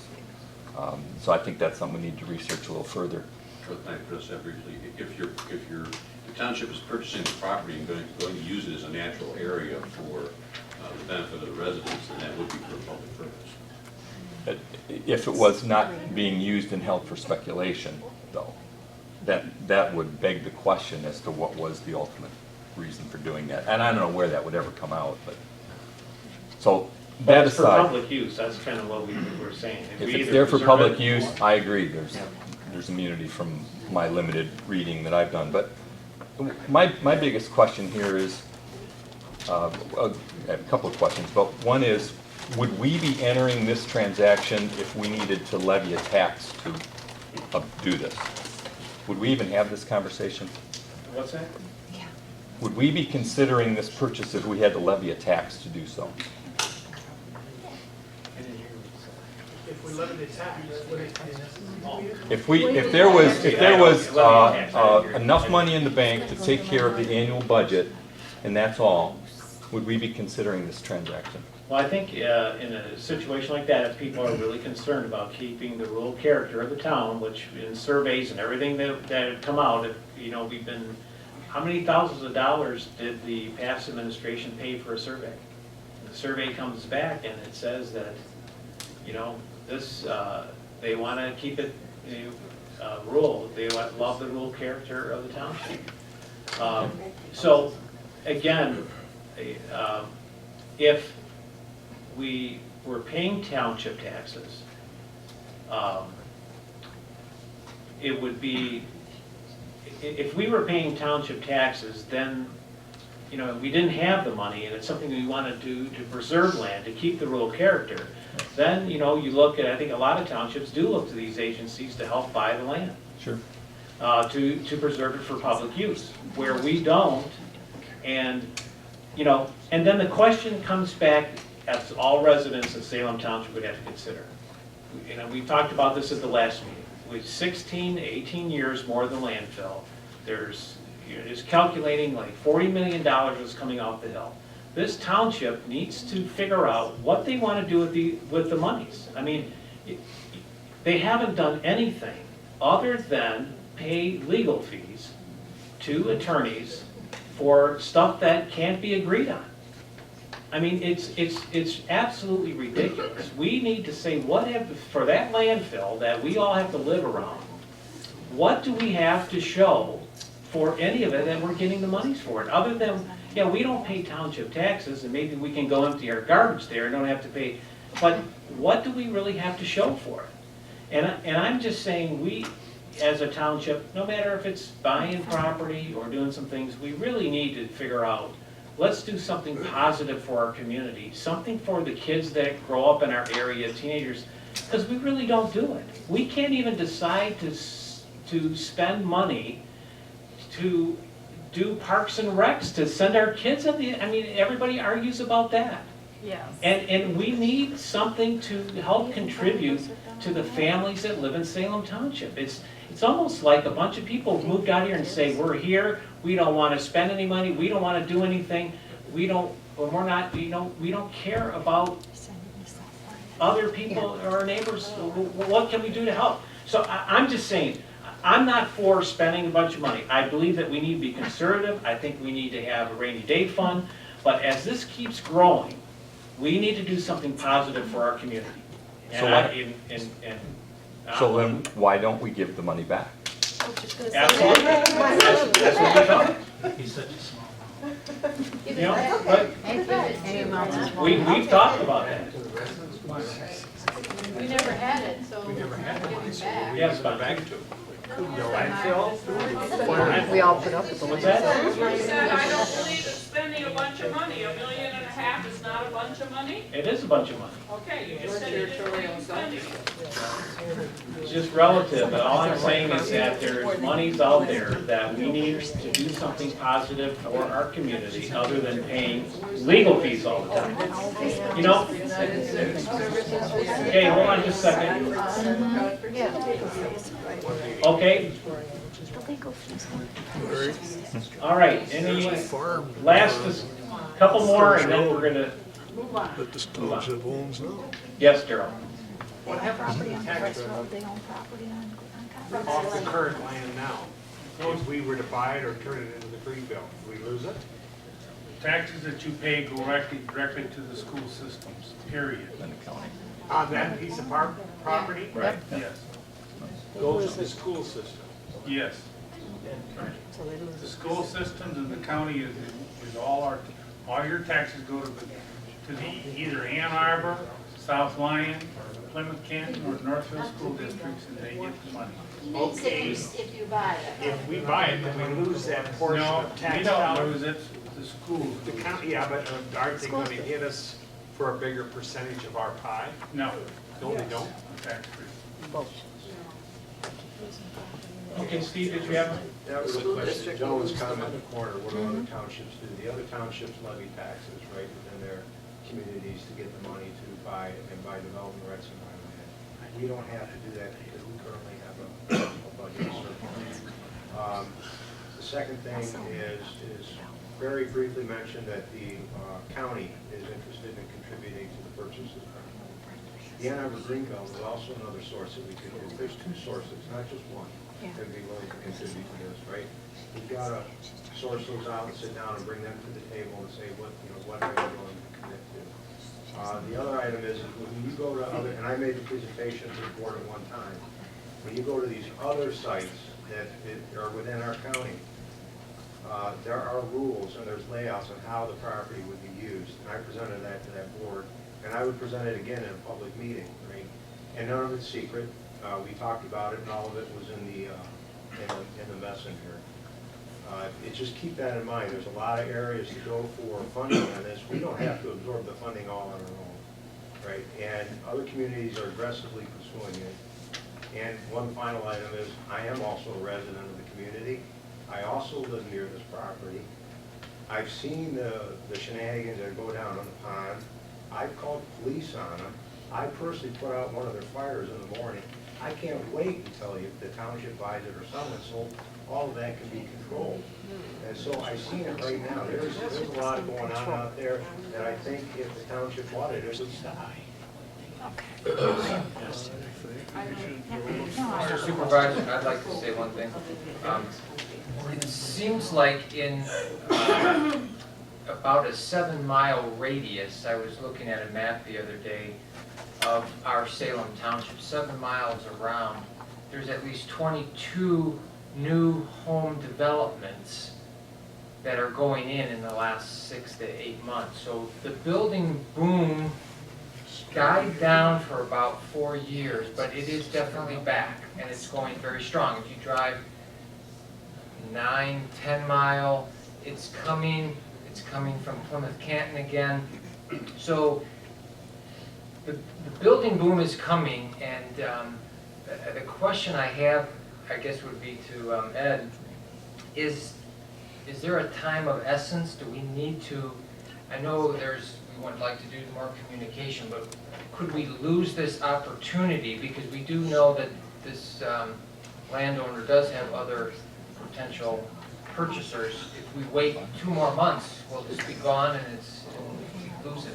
Well, time is of the essence, and I was able to negotiate a 90-day option that the township can exercise if it wishes to. Now, as the board knows from what I circulated, that's going to be at a cost of $15,000, which would be lost if the township did not proceed with the purchase. If the township goes ahead in that 90-day period and exercises that option, then the $15,000 paid for the option would be credited toward the purchase price, so the township would lose anyway, assuming we go through with it. And that's whether other agencies contribute or the township purchases outright, either way. But there is that time frame that the seller wants to do something immediately. If the township is not interested in it, then they are going to, obviously, they have other people interested in the property that would like to purchase it. Can I mention one other thing while I have the floor? Having sat through land purchases with another number of other municipalities, usually one of the primary concerns for those townships or cities is that in purchasing property, it's going to take the property off the tax rolls, so that the city, obviously, or township in this case, wouldn't have that tax money coming in. That's not a problem in Salem Township because you don't pay township taxes. So that's a consideration that other municipalities have that this township doesn't have if you purchase the property outright. Yeah, in reference to Dell's comment, when I was on the planning commissioning, Mr. Pennington brought in a map of around our whole community here and our adjacent communities.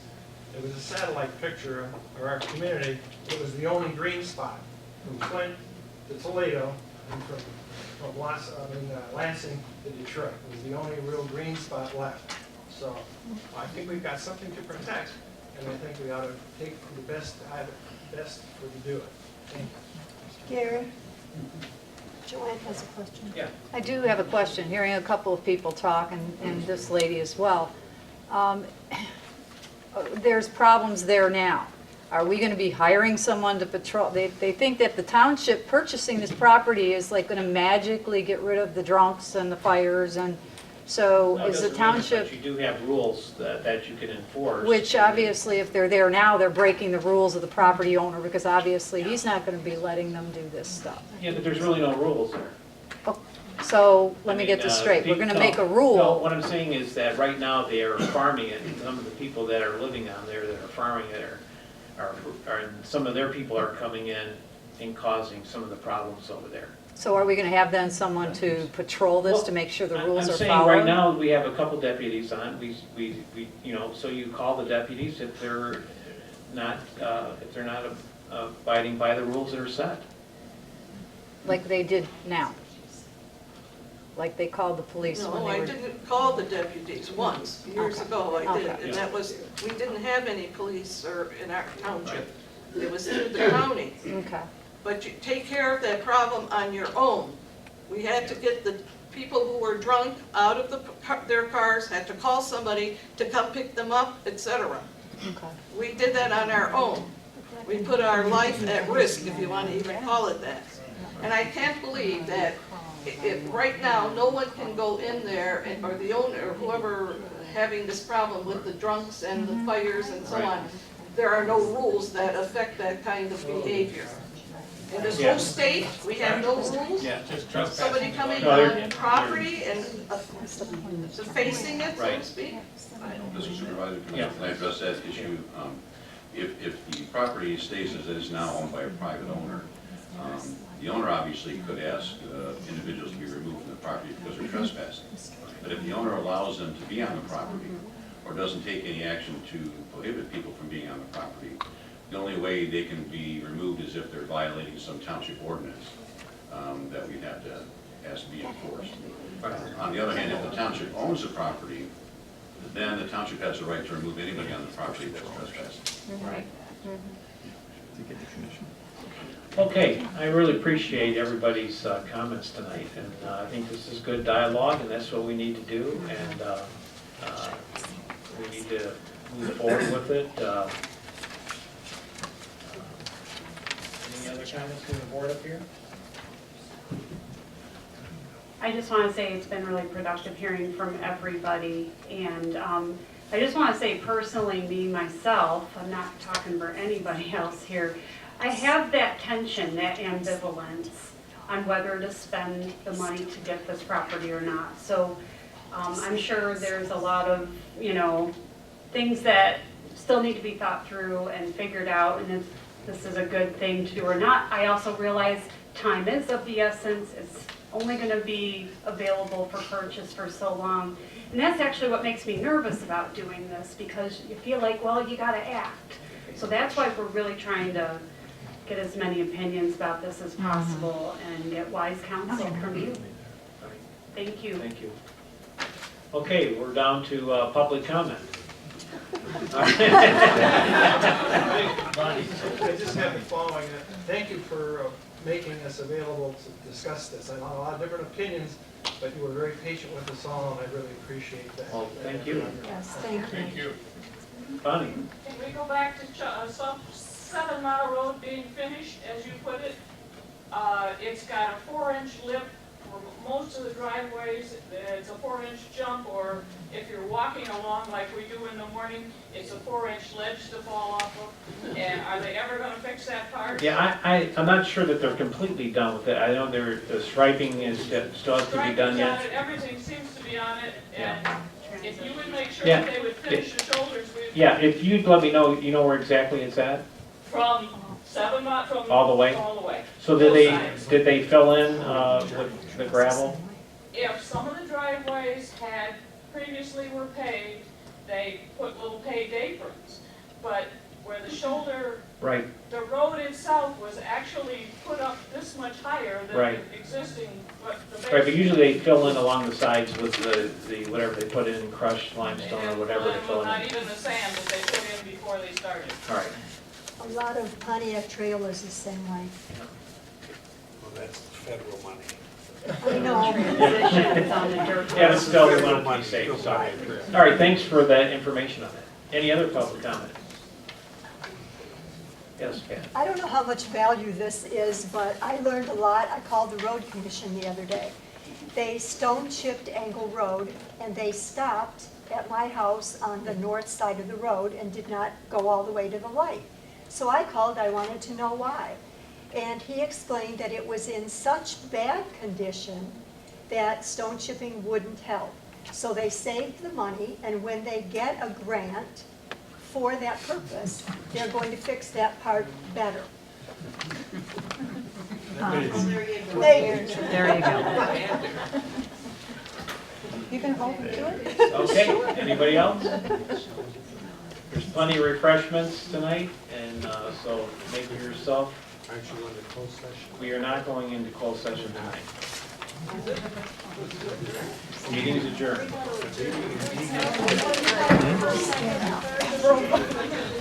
They adjourned, right? I thought